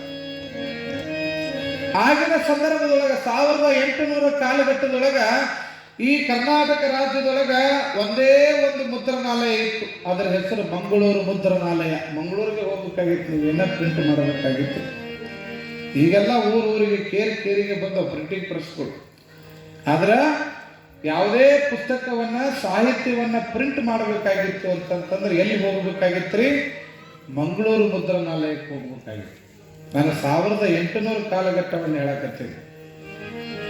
ಎಲ್ಲ ತಾಳೆಗರೆಗಳನ್ನು ಸಂಗ್ರಹ ಮಾಡಿಕೊಂಡು ಆ ಮುದ್ರಿಸ್ಲಿಕ್ಕೆ ಬಡ ಜೀವನ ಬಡತನದಲ್ಲಿರ್ತಕ್ಕಂತಹ ಪಗು ಹಳಕಟ್ಟಿಯವರು ದುಡ್ಡಿಲ್ಲ, ಅಲ್ಲೊಂದಿಷ್ಟು ಇಲ್ಲೊಂದಿಷ್ಟು ಸಾಲ ಮಾಡ್ತಾರ, ಮನೆ ಆಸ್ತಿ ಮಾಡ್ತಾರ. ನೋಡ್ರಿ ಎಂತಹ ದುರ್ದೈವ ಲಿಂಗಾಯತ ಧರ್ಮಕ್ಕೆ ಅಂತಂತಂದ್ರ ವಚನ ಸಾಹಿತ್ಯ ಮುದ್ರಣ ಮಾಡ್ಲಿಕ್ಕೆ ದುಡ್ಡು ಕೊಡೋರೇ ಇರಲಿಲ್ಲ. ಅವೆಲ್ಲ ಕೋಟಿಗಟ್ಟಲೆ ಶ್ರೀಮಂತರಿದ್ರು ಈ ಧರ್ಮದೊಳಗ. ಆದ್ರೆ ಬೆಳೆಸಬೇಕು, ಕೊಡಬೇಕು ಅನ್ನೋ ಮನಸ್ಥಿತಿ ಒಬ್ಬರಿಗೂ ಇರಲಿಲ್ಲ. ಯಾವ ರಾಜಶ್ರೀಯು ಸಿಗದಿರ್ತಕ್ಕಂಥ ವಚನ ಸಾಹಿತ್ಯ ಬೆಳಕಿಗೆ ತರಲೇಬೇಕು ಅಂತ ತಿಳ್ಕೊಂಡು ಆ ಗಾಡಿ ಈ ಗಾಡಿ ಟ್ರೈನ್ ಹಚ್ಕೊಂಡು ಹೆಂಗೋ ಕಷ್ಟ ಪಟ್ಕೊಂಡು ಮಂಗಳೂರು ಮುದ್ರಣಾಲಯಕ್ಕೆ ಹೋಗ್ತಾರೆ ಪಗು ಹಳಕಟ್ಟಿಯವರು. ಆ ಎಲ್ಲ ತಾಳೆಗರೆಗಳನ್ನು ತಗೊಂಡು ಹೋಗಿ ಆ ಮಂಗಳೂರು ಮುದ್ರಣಾಲಯ ಮುಖ್ಯಸ್ಥರಿಗೆ ಹೋಗಿ ಕೊಡ್ತಾರೆ, ಇದನ್ನು ಮುದ್ರಿಸ್ಬೇಕ್ರಪ್ಪ ಅಂತೇಳಿ. ಆಗೆಲ್ಲ ಒಂದು ಪುಸ್ತಕ ಮುದ್ರಣ ಆಗ್ಬೇಕಂದ್ರೆ 3 ತಿಂಗಳು 6 ತಿಂಗಳು ಹಿಡಿತಿತ್ತು. ಯಾಕ್ರಿ, ಒಂದೊಂದು ಅಕ್ಷರಗಳ ಅಚ್ಚು ತಯಾರು ಮಾಡ್ಕೊಂಡು ಹಾಕ್ಬೇಕಾಗ್ತಿತ್ತು ಅವಾಗೆಲ್ಲ. ಈಗೆಲ್ಲ ಪ್ರಿಂಟಿಂಗ್ 5 ನಿಮಿಷದಾಗ ನೀವು ಏನು ಹೇಳ್ತೀರೆಲ್ಲ ಪ್ರಿಂಟ್ ಬರ್ತಾವೆ. ಆದ್ರೆ ಆಗೆಲ್ಲ ಅಷ್ಟು ಬೇಗ ಮುದ್ರಿಸ್ಲಿಕ್ಕೆ ಆಗ್ತಾ ಇರಲಿಲ್ಲ. ಆ ಮಂಗಳೂರು ಮುದ್ರಣಾಲಯವನ್ನ ಮುನ್ನಡೆಸ್ತಕ್ಕಂಥ ಅದರ ಜವಾಬ್ದಾರಿ ಯಾರ್ದಾಗಿತ್ತು ಅಂತಂದ್ರ, ಆ ಕಾಲಘಟ್ಟದೊಳಗ ಕ್ರಿಶ್ಚಿಯನ್ ಮಿಷನರಿಯ ಅಂಡರ್ನೊಳಗ ನಡೀತಕ್ಕಂತಹ ಮುದ್ರಣಾಲಯ ಅದು. ಅದನ್ನ ಯಾರು ನಡೆಸ್ತಿದ್ರಿ? ಕ್ರಿಶ್ಚಿಯನ್ ಮಿಷನರಿ ಅವರು ನಡೆಸ್ತಿದ್ರು ಅದನ್ನ, ಮುದ್ರಣಾಲಯವನ್ನು. ಆಗ ತಾನೇ ನಾಡಿನುದ್ದಗಲಕ್ಕೂ ಕೂಡ ಕ್ರಿಶ್ಚಿಯನ್ ಧರ್ಮವನ್ನ ಪ್ರಸ್ತಾಪನೆ ಮಾಡಬೇಕು, ಅದನ್ನು ಹಬ್ಬಿಸ್ಬೇಕು. ವಿಶ್ವದಲ್ಲಿ ಅತಿ ದೊಡ್ಡ ಧರ್ಮವನ್ನ ಪ್ರಚಾರ ಮಾಡತಕ್ಕಂಥ ಕ್ರಿಶ್ಚಿಯಾನಿಟಿ, ಕ್ರೈಸ್ತ ಧರ್ಮದವರು, ಅದರ ಮುಖ್ಯಸ್ಥರು, ಅದರ ಒಬ್ಬ ಪಾದ್ರಿ ಆ ಮಂಗಳೂರು ಮುದ್ರಣಾಲಯ ನಡೆಸ್ತಾ ಇದ್ದ. ಅವ ಹೇಳ್ತಾನ, ನಾವು ಕೊಟ್ಟಿದ್ದನ್ನೆಲ್ಲ ಮುದ್ರಣ ಮಾಡ್ಲಿಕ್ಕೆ ಆಗೋದಿಲ್ಲ, ಮೊದಲು ನಾವು ಓದ್ತೀವಿ, ಓದಿದ ಮೇಲೆ ಅದನ್ನು ಮುದ್ರಿಸ್ಬೇಕು ಮುದ್ರಿಸಬಾರದು ವಿಚಾರ ಮಾಡಿ ಆಮೇಲೆ ನಾವು ಮುದ್ರಿಸ್ತೀವಿ ಅಂತೇಳಿ ಅಂದು ಆ ಎಲ್ಲ ತಾಳೆಗರಿಗಳನ್ನು ಇಸ್ಕೋತಾನ. ಒಂದಿಷ್ಟು ದಿನ ಬಿಟ್ಟು ಬರ್ರಿ ನೀವು ಅಂದಾಗ ವಾಪಸ್ ಪಗು ಹಳಕಟ್ಟಿಯವ್ರಿಗೆ ಊರಿಗೆ ಹೋಗಕ್ಕೆ ರೊಕ್ಕಿಲ್ಲ. ಆ ಗಾಡಿ ಈ ಗಾಡಿ ಹತ್ಕೊಂಡು ಊರಿಗೆ ಬಂದು ಮುಟ್ಟಾಕ ಅವ್ರಿಗೆ 7-8 ದಿನ ಬೇಕಾಯ್ತು ಊರಿಗೆ ಬಂದು ಮುಟ್ಲಿಕ್ಕೆ. ನೋಡ್ರಿ ಎಷ್ಟು ಕಷ್ಟಪಟ್ಟಾರ ಶರಣರು. ನಮಗೆ ಬರೇ ಒಂದು ಪುಸ್ತಕ ತಗೊಂಡು ಓದಾಕಾಗಂಗಿಲ್ಲ, ಮನೆಯಾಗ ಇಟ್ಕೊಳಕ್ ಆಗಂಗಿಲ್ಲ. ಆದ್ರೆ ಒಂದು ಪುಸ್ತಕ ಮುದ್ರಣ ಆಗಬೇಕಾದ್ರೆ ಎಷ್ಟು ಶರಣರು ಕಷ್ಟಪಟ್ಟಾರ ಅನ್ನುವಂಥ ಪ್ರಜ್ಞೆ ನಮಗೆ ಬೇಕಲ್ಲ.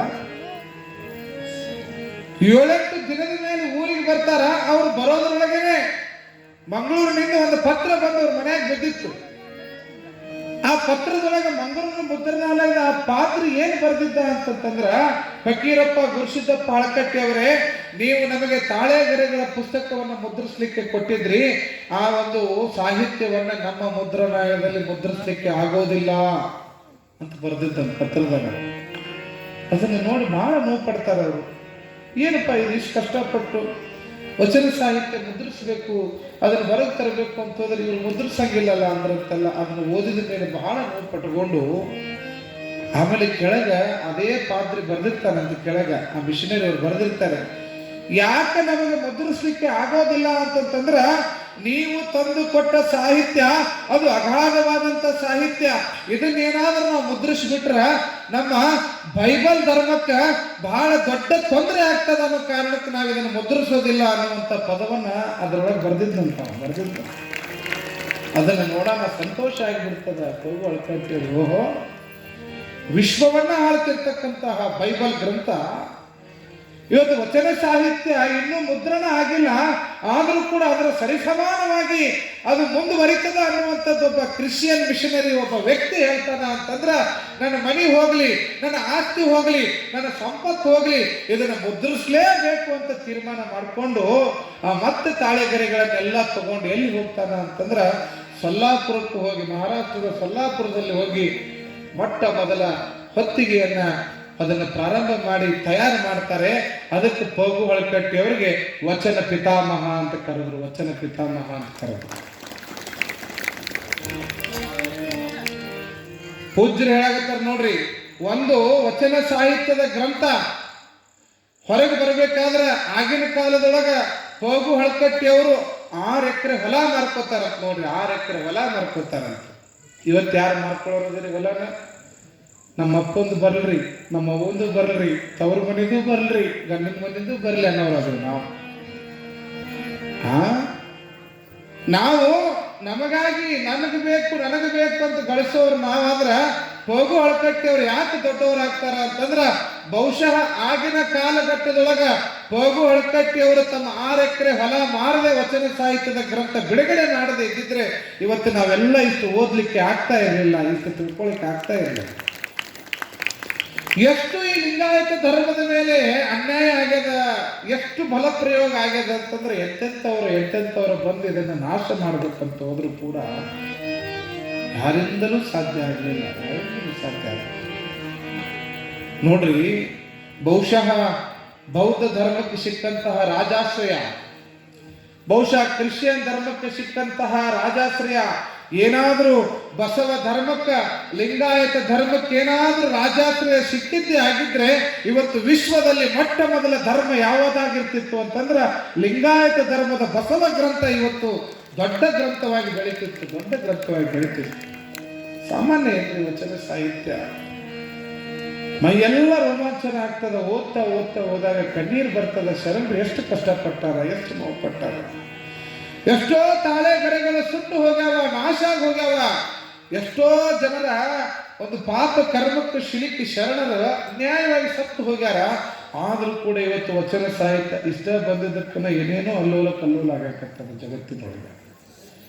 ಲಂಡನ್ನಿನ ಮದರ್ ಪಾರ್ಲಿಮೆಂಟ್ ಮುಂದೆ ಮೊನ್ನೆ ಏನು ಅರಬ್ಬಿ ಸಮುದ್ರ ಏನು ಅಭಿಧವಿ ದುಬೈದೊಳಗೆ ಇವತ್ತು ಬಸವಣ್ಣನ ಮೂರ್ತಿ ಅನಾವರಣಗೊಳ್ತದ ಅಂತಂದ್ರ ಯಾವ ಮುಸ್ಲಿಂ ರಾಷ್ಟ್ರ ಅಂತ ಕರಿತೀವಿ, ಮುಸ್ಲಿಂ ರಾಷ್ಟ್ರದೊಳಗ ಬಸವಣ್ಣನ ಮೂರ್ತಿ ಅನಾವರಣ ಆಗ್ತದಂದ್ರೆ ನಾವೆಲ್ಲ ಕನ್ನಡಿಗರು ಹೆಮ್ಮೆ ಪಡಬೇಕು. ಎಂತ ಬಸವಣ್ಣ ಈ ನಾಡಿನೊಳಗೆ ಹುಟ್ಟಿದ ಬೆಳೆದ ಅಂತೇಳಿ. ಮತ್ತಿಷ್ಟೆಲ್ಲ ಕಷ್ಟಪಟ್ಟು ನಮಗೋಸ್ಕರ ವಚನ ಸಾಹಿತ್ಯ ಗ್ರಂಥವನ್ನ ತಯಾರು ಮಾಡ್ಯಾರ. ಅದನ್ನು ಓದಬೇಕು ಅಂತಂದ್ರೆ ವಚನದಾಗ ಬುದ್ಧಿ ಹೇಳೋ ಮಂದಿ ಭಾಳ ಅದಾರ, ವಚನದಾಗ ಬುದ್ಧಿ ಹೇಳೋರು ಭಾಳ ಮಂದಿ ಇದಾರ. ಹಿಂಗ ಒಂದು ಬಸ್ನಾಗ ಹೊಂಟಿದ್ದೆ ನಾನು, ಒಬ್ಬ ಕುಂತಿದ್ದ, ವಯಸ್ಸಾಗಿದ್ದವ್ ನಿಂತಿದ್ದ. ಅವಾಗ ಅವನೊಬ್ಬರು ಬಾಜುಕ್ನವ್ರು ಹೇಳಕತ್ತಿದ್ರು, ತಮ್ಮ ವಯಸ್ಸಾದ ಮುದುಕ್ ನಿಂತಾನ, ಅವಗಟ್ಟು ಜಾಗ ಕೊಡು ಅಂದ್ರೆ ಅವನು ಹೇಳ್ದವ, ಪರರ ಚಿಂತೆ ನಮಗೆ ಕೈಯ, ನಮ್ಮ ಚಿಂತೆ ನಮಗೆ ಸಾಲದೆ ಅಂತ ನಾವು ಅಲ್ಲಿ ವಚನ ಹೇಳಕತ್ತ. ಆಮೇಲೆ ಅವನು ಬುದ್ಧಿ ಹೇಳಕ್ ಒಬ್ಬ ಹೋದ್ರೆ ಇನ್ನೊಬ್ಬ ವಚನ ಹೇಳಕತ್ತಾನ, ಲೋಕದ ಡೊಂಕ ನೀವೇ ಕೆತ್ತಿದ್ದುವಿರಿ, ನಿಮ್ಮ ತನುವ ಸಂತೈಸಿಕೊಳ್ಳಿ.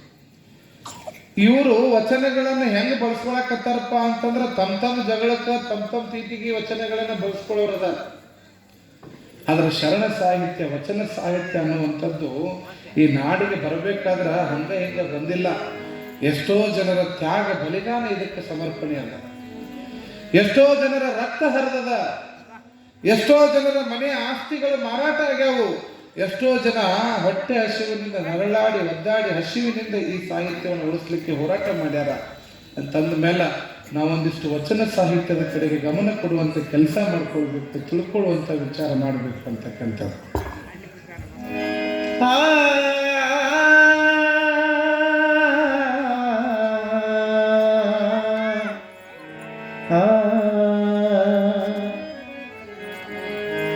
ಗಡಗಿ ತೊಳೆದು ಅಡುಗೆ ಮಾಡಮ್ಮ, ತನು ಗಡಗಿಯ ತೊಳೆದು ಅಡುಗೆ ಮಾಡಮ್ಮ,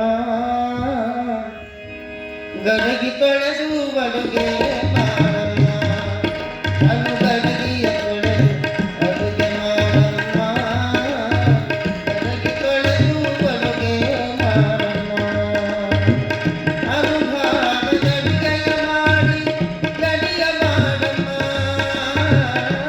ಅನುಭಾವದ ಅಡುಗೆಯ ಮಾಡಿ ಗಡಿಯ ಮಾಡಮ್ಮ, ದೇವರಿಗೆ ಗಡಿಯ ಮಾಡಿ ಗಣನೆ ಗೊಳಿಸಮ್ಮ, ದೇವರಿಗೆ ಗಡಿಯ ಮಾಡಿ ಗಣನೆ ಗೊಳಿಸಮ್ಮ, ಗಡಗಿ ತೊಳೆದು ಅಡುಗೆ ಮಾಡಮ್ಮ, ತನು ಗಡಗಿಯ ತೊಳೆದು ಅಡುಗೆ ಮಾಡಮ್ಮ, ಗಡಗಿ ತೊಳೆದು ಅಡುಗೆ ಮಾಡಮ್ಮ.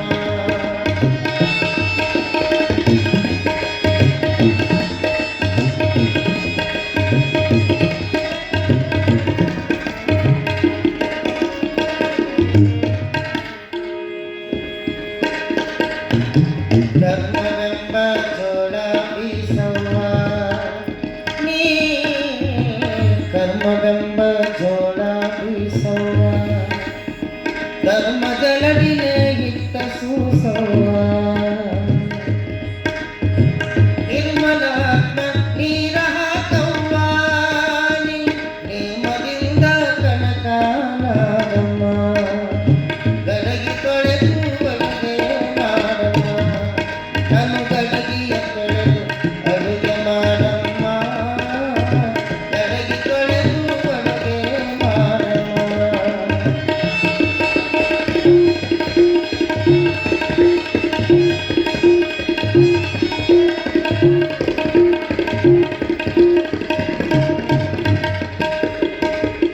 ಗುರುಲಿಂಗ ಜಂಗಮ ಮೂವರವ್ವ ಪರಸಾಕ್ಷಿ ಒಲಿಗುಂಡ ಗೂಡವ್ವ ಗುರುಲಿಂಗ ಜಂಗಮ ಮೂವರವ್ವ ಪರಸಾಕ್ಷಿ ಒಲಿಗುಂಡ ಗೂಡವ್ವ ಹರಿಪರಿ ಕಷ್ಟದ ಕಾಷ್ಟ ಸುರುವವ್ವ ಹರಿದಾಡುವ ಮನಸ್ಸಿಟ್ಟು ಕೂಡವ್ವ ಹರಿದಾಡುವ ಮನಸ್ಸಿಟ್ಟು ಕೂಡವ್ವ ಗಡಗಿ ತೊಳೆದು ಬಡದೆ ಮಾಡಮ್ಮ ಕನು ಗಡಗಿಯ ತೊಳೆದು ಅಡುಗೆ ಮಾಡಮ್ಮ ಗಡಗಿ ತೊಳೆದು ಬಡದೆ ಮಾಡಮ್ಮ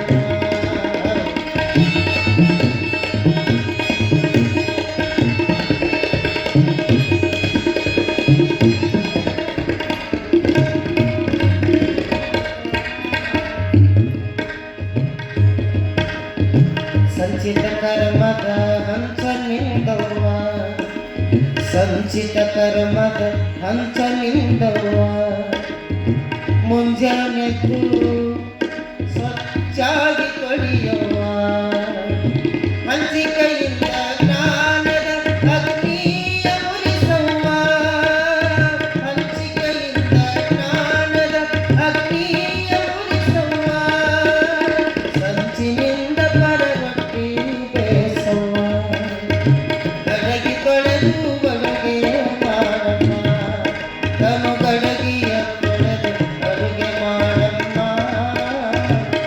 ಅನುಭಾವದ ಅಡಿಗೆಯ ಮಾಡಿ ಗಡಿಯ ಮಾಡಮ್ಮ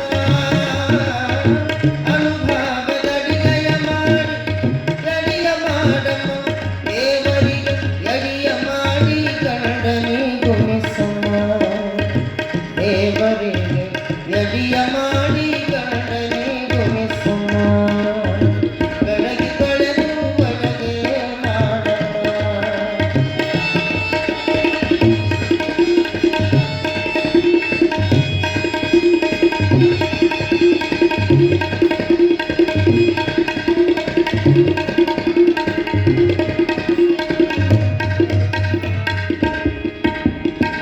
ಭಕ್ತಿಯೆಂಬ ಭತ್ತ ಕೊಟ್ಟವ್ವ ನೀ ಭಕ್ತಿಯೆಂಬ ಭತ್ತ ಕೊಟ್ಟವ್ವ ಕಟ್ಟಕ್ಕಿ ಹಿಡಿದು ಹೊಟ್ಟ ತೆಗಿಯವ್ವ ಕಟ್ಟಕ್ಕಿ ಹಿಡಿದು ಹೊಟ್ಟ ತೆಗಿಯವ್ವ ನಿಷ್ಠೆಯಿಂದ ಅನ್ನ ಮಾಡಿ ಚರಗನ್ನಡಿ ಮುಗಿಸಮ್ಮ ಶ್ರೇಷ್ಠ ಗುರು ಮಹಂತೇಶನಿಗೊಲಿಸಿ ಮುಕ್ತಿ ಪಡೆಯವ್ವ ಶ್ರೇಷ್ಠ ಗುರು ಮಹಂತೇಶನಿಗೊಲಿಸಿ ಮುಕ್ತಿ ಪಡೆಯವ್ವ ಗಡಗಿ ತೊಳೆದು ಬಡದೆ ಮಾಡಮ್ಮ ತನು ಗಡಗಿಯ ತೊಳೆದು ಅಡುಗೆ ಮಾಡಮ್ಮ ಗಡಗಿ ತೊಳೆದು ಬಡದೆ ಮಾಡಮ್ಮ ಗಡಗಿ ತೊಳೆದು ಬಡದೆ ಮಾಡಮ್ಮ ಗಡಗಿ ತೊಳೆದು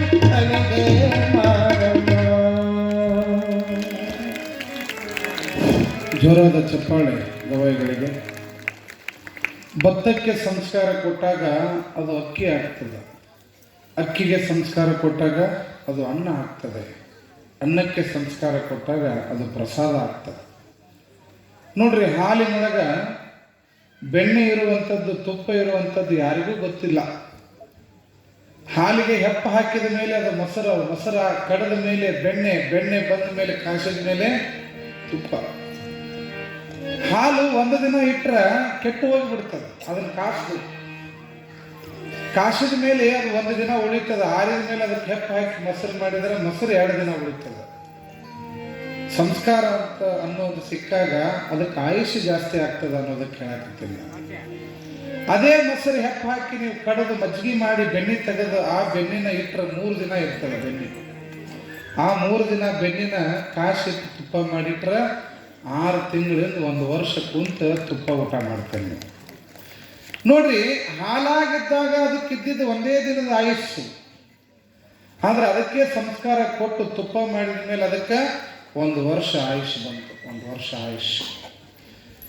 ಹೆಂಗ ಹಾಲಿಗೆ ಸಂಸ್ಕಾರ ಸಿಕ್ಕಾಗ ಅದಕ್ಕೆ ಆಯುಷ್ಯ ಜಾಸ್ತಿ ಆತೋ ಹಾಗೆ ಮನುಷ್ಯನ ಜನ್ಮಕ್ಕೂ ಮನುಷ್ಯನ ಜೀವನದಲ್ಲಿ ಕೂಡ ವಚನ ಸಾಹಿತ್ಯ, ಶರಣ ಸಾಹಿತ್ಯ ಅನ್ನುವಂಥ ಸಂಸ್ಕಾರ ಏನಾದರೂ ಆ ವ್ಯಕ್ತಿಗೆ ಬಂದ್ರೆ ಅವನ ಬದುಕಿನಲ್ಲಿ ಬಂದಂಥ ಕಷ್ಟಗಳು ದೂರ ಆಗಿ ಆಯುಷ್ಯ ಜಾಸ್ತಿ ಆಗ್ತಾ ಹೋಗ್ತದೆ. ಅದು ಸಂಸ್ಕಾರದ ಕ್ರಿಯೆ. ಹಿಂಗ ಬಸವಣ್ಣನ ವಿಚಾರಧಾರೆಗಳು ನಾಡಿನುದ್ದಗಲಕ್ಕೂ ಕೂಡ ಪಸರಿಸಬೇಕಂತ ವಚನ ಸಾಹಿತ್ಯದ ಗ್ರಂಥಗಳಾಗಿ ಹೊರಗೆ ಬಂದು, ನಾನು ಆಗಲೇ ಧಾರವಾಡ ಮೃತ್ಯುಂಜಯ ಅಪ್ಪುಗಳ ಬಗ್ಗೆ ಹೇಳಿದೆ ನಿಮಗೆ. ಬಹುಶಃ ಈ ನಾಡಿನೊಳಗ ಉಚಿತ ಪ್ರಸಾದ ನಿಲಯವನ್ನು ಸ್ಥಾಪನೆ ಮಾಡಿದ ಪರಮ ಪೂಜ್ಯರು ಯಾರಾದರೂ ಇದ್ರೆ ಅದು ಧಾರವಾಡದ ಮುರುಘಾ ಮಠದ ಮೃತ್ಯುಂಜಯ ಅಪ್ಪುಗಳು ಅನ್ನುವಂಥದ್ದನ್ನು ನಾವು ಸ್ಮರಣೆ ಮಾಡಬೇಕಾಗ್ತದೆ. ಬಹುಶಃ ಈ ನಾಡಿನೊಳಗೆ ಮಠಮಾನ್ಯಗಳು ಇರದೇ ಇದ್ದಿದ್ರೆ ಎಂತಹ ವ್ಯತ್ಯಾಸ ಆಗ್ತಿತ್ತು ಹೇಳಿ ನೋಡೋಣ. ಹೋಗು ಹಳಕಟ್ಟಿ ಅವರು, ಚಂದ್ರಶೇಖರ್ ಕಂಬಾರ್ ಅವರು, ಬಿ ಡಿ ಜತ್ತಿ ಅಂತವರಿಗೆಲ್ಲ ಸಂಸ್ಕಾರ ಕೊಟ್ಟಂಥದ್ದು ಮಠದಲ್ಲಿ ಆದಂತಹ ದಾಸೋಹ. ಹಿಂದೆಲ್ಲ ಹಾಸ್ಟೆಲ್ಗಳು ಇರಲಿಲ್ಲ. ಶಾಲೆ ಗುಡಿ ಒಳಗ, ಮಠದ ಗುಡಿ ಒಳಗ ಊಟ ಮಾಡಿ ಬದುಕಿ ಸಾಧನೆ ಮಾಡಿದವರಿದ್ದಾರೆ. ಅಂತ ಮೃತ್ಯುಂಜಯ ಅಪ್ಪುಗಳು ಒಂದು ಜಾತ್ರೆ ನಡೆದಿರ್ತದ, ಮುರುಗೇಂದ್ರ ಶಿವಗಳು ಜಾತ್ರೆ ನಡೆದಿರ್ತದ.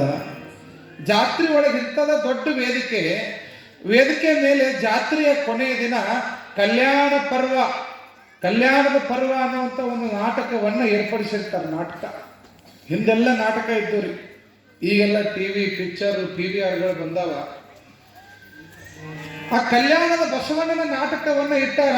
ಆ ನಾಟಕದ ಮುಖ್ಯಸ್ಥ ಯಾರು, ಮುಖ್ಯ ಪಾತ್ರಧಾರಿ ಯಾರು ಅಂತಂತಂದ್ರ ಏನಿಗೆ ಬಾಳಪ್ಪ ಅಂತಕ್ಕಂಥ ಒಬ್ಬ ಕಲಾವಿದ. ಕೇಳಿರ್ಬೇಕು ನೀವು ಅವನ ಹೆಸರು, ಹಿರಿಯರಿಗೆಲ್ಲ ಗೊತ್ತಿರ್ತದೆ ಏನಿಗೆ ಬಾಳಪ್ಪ. ಬಹುಶಃ ರಾಜಕುಮಾರ್ನಷ್ಟೇ ದೊಡ್ಡ ಪ್ರತಿಭಾನ್ವಿತ ಇನ್ನೊಬ್ಬ ನಾಯಕ ಇದ್ರೆ ಅದು ಏನಿಗೆ ಬಾಳಪ್ಪನವರು. ಅವರೆಲ್ಲ ಹಿಂದೆ ಹಳೆಯ ಪಿಕ್ಚರ್ಗಳೊಳಗೆಲ್ಲ ಚಲನಚಿತ್ರಗಳಲ್ಲಿ ಬರ್ತಿದ್ರು. ಅವರೆಲ್ಲ ರಂಗಭೂಮಿಯ ಕಲಾವಿದರು. ಹಿಂಗೆ ಮೃತ್ಯುಂಜಯ ಅಪ್ಪುಗಳು ಸಾಯಂಕಾಲದ ಸಮಯ ವೇದಿಕೆ ಮೇಲೆ ಬಸವ ಪುರಾಣ, ಬಸವ ಕಲ್ಯಾಣದ ದರ್ಶನ ಅಂತ ನಾಟಕ ನಡೆದದ. ಆ ನಾಟಕದೊಳಗ ಏನಿಗೆ ಬಾಳಪ್ಪನವರು ಬಸವಣ್ಣನ ವೇಷಧಾರಿಯಾಗಿ ಪ್ರವೇಶ ಮಾಡುವಂತ ಸಂದರ್ಭ. ಮೃತ್ಯುಂಜಯ ಅಪ್ಪುಗಳು ಒಂದು ಕಡೆ ಕುಂತಾರ, ವೇದಿಕೆ ಮ್ಯಾಗ ಪಲಂಗದ ಮೇಲೆ ಕುಂತಾರ, ನಾಟಕ ನೋಡಕತ್ತಾರ. ನೋಡ್ರಿ, ಮಹಾತ್ಮರ ಮನಸ್ಸು ಎಷ್ಟು ಮುಗ್ಧತೆ ಇರ್ತದ ಅನ್ನೋದಕ್ಕೆ ಮೃತ್ಯುಂಜಯ ಅಪ್ಪುಗಳದ ಒಂದು ಘಟನೆ ಹೇಳ್ತೀನಿ ನಿಮ್ಗ. ಯಾವಾಗ ಬಸವಣ್ಣನ ವೇಷಧಾರಿಯಾಗಿ ಏನಿಗೆ ಬಾಳಪ್ಪನವರು ವೇದಿಕೆ ಮೇಲೆ ಬಂದ್ರು, ಆ ಬಸವಣ್ಣನ ರೂಪವನ್ನು ನೋಡಿರುವಂತ ಮೃತ್ಯುಂಜಯ ಅಪ್ಪುಗಳು ಕುಂತವ್ರು ಎದ್ದು ಹೋಗಿ, ಅಪ್ಪ ಬಸವಣ್ಣ ಇಷ್ಟು ದಿನ ಎಲ್ಲಿ ಹೋಗಿದ್ದಪ್ಪ, ಈಗ ದರ್ಶನ ಕೊಡಕ್ಕೆ ಬಂದೇನು ಅಂತ ಹೇಳಿ ಬಸವಣ್ಣನ ರೂಪಧಾರಿಯಾಗಿರ್ತಕ್ಕಂಥ ಏನಿಗೆ ಬಾಳಪ್ಪನವ್ರಿಗೆ ನಮಸ್ಕಾರ ಮಾಡ್ತಾರೆ. ವೇದಿಕೆ ಮೇಲೆ ಲಕ್ಷಾಂತರ ಜನ ಕುಂತಾರೆ. ರೂಪದೊಳಗ ಬಸವಣ್ಣನಂಗ ಕಂಡಾಗ ಮೃತ್ಯುಂಜಯ ಅಪ್ಪುಗಳ ಮುಂದೆ ಏನಿಗೆ ಬಾಳಪ್ಪನವ್ರು ಅಂತಾರಂತಪ್ಪ, ನಾ ಬಸವಣ್ಣ ಅಂದ್ರೆ ಬುದ್ಧಿ, ನಾ ನಿಮ್ಮ ಶಿಷ್ಯ ಏನಿಗೆ ಬಾಳಪ್ಪದಿದ್ರಿ ಬುದ್ಧಿ ಅಂದ್ರು ಕೂಡ, ಅಪ್ಪ ನೀ ಏನಿಗೆ ಬಾಳಪ್ಪ ಇದ್ರೆ ಏನಾಯ್ತು, ಇವತ್ತು ನನಗೆ ಸಾಕ್ಷಾತ್ ಬಸವಣ್ಣನ ದರ್ಶನ ಕೊಟ್ಟಂಗ ಆಯ್ತು ಅಂತೇಳಿ ನಮಸ್ಕಾರ ಮಾಡ್ತಾರಂತ ಧಾರವಾಡ ಮುರುಘಾ ಮಠದ ಮೃತ್ಯುಂಜಯ ಅಪ್ಪುಗಳು. ಹೀಗಾಗಿ ನೀನ್ಯಾಕೋ ನಿನ್ನ ಹಂಗ್ಯಾಕೋ, ನಿನ್ನ ನಾಮದ ಬಲವೊಂದಿದ್ದರೆ ಸಾಕು ಅನ್ನುವಂಗ ಬಸವಣ್ಣನನ್ನ ಒಪ್ಪಿದವರು ಜಗತ್ತಿನೊಳಗೆ ಬಹಳ ಜನ ಇದ್ದಾರೆ. ಇಂತಹ ಬಸವಣ್ಣ ಕಲ್ಯಾಣದೊಳಗೆ ಈ ಸಮಾನತೆ, ಈ ವಿಚಾರಧಾರೆಗಳು ವಿಶ್ವದಾದ್ಯಂತವಾಗಿ ನಾಡಿನುದ್ದಕ್ಕೂ ಕೂಡ ಪಸರಿಸಕತ್ತು. ಬಸವಣ್ಣನೊಳಗೆ ಹೆಂಗ ದುಂಬಿಯನ್ನು ಹುಡುಕೊಂಡು, ಹೂವನ್ನು ಹುಡುಕೊಂಡು ದುಂಬಿ ಹೆಂಗೆ ಬಂದು ಕುಂಡಿರ್ತದೆಯೋ, ಹೆಂಗ ಸಕ್ಕರೆಯನ್ನು ಹುಡುಕೊಂಡು ಇರಿವುಗಳು ಬರ್ತಾವೋ, ಹಂಗ ಬಸವಣ್ಣನನ್ನ ಹುಡುಕೊಂಡು ನಾಡಿನ ಉದ್ದಗಲಕ್ಕೂ ಕೂಡ ಶರಣರು ಕಲ್ಯಾಣದ ಕಡೆಗೆ ಮುಖ ಮಾಡ್ಯಾರ.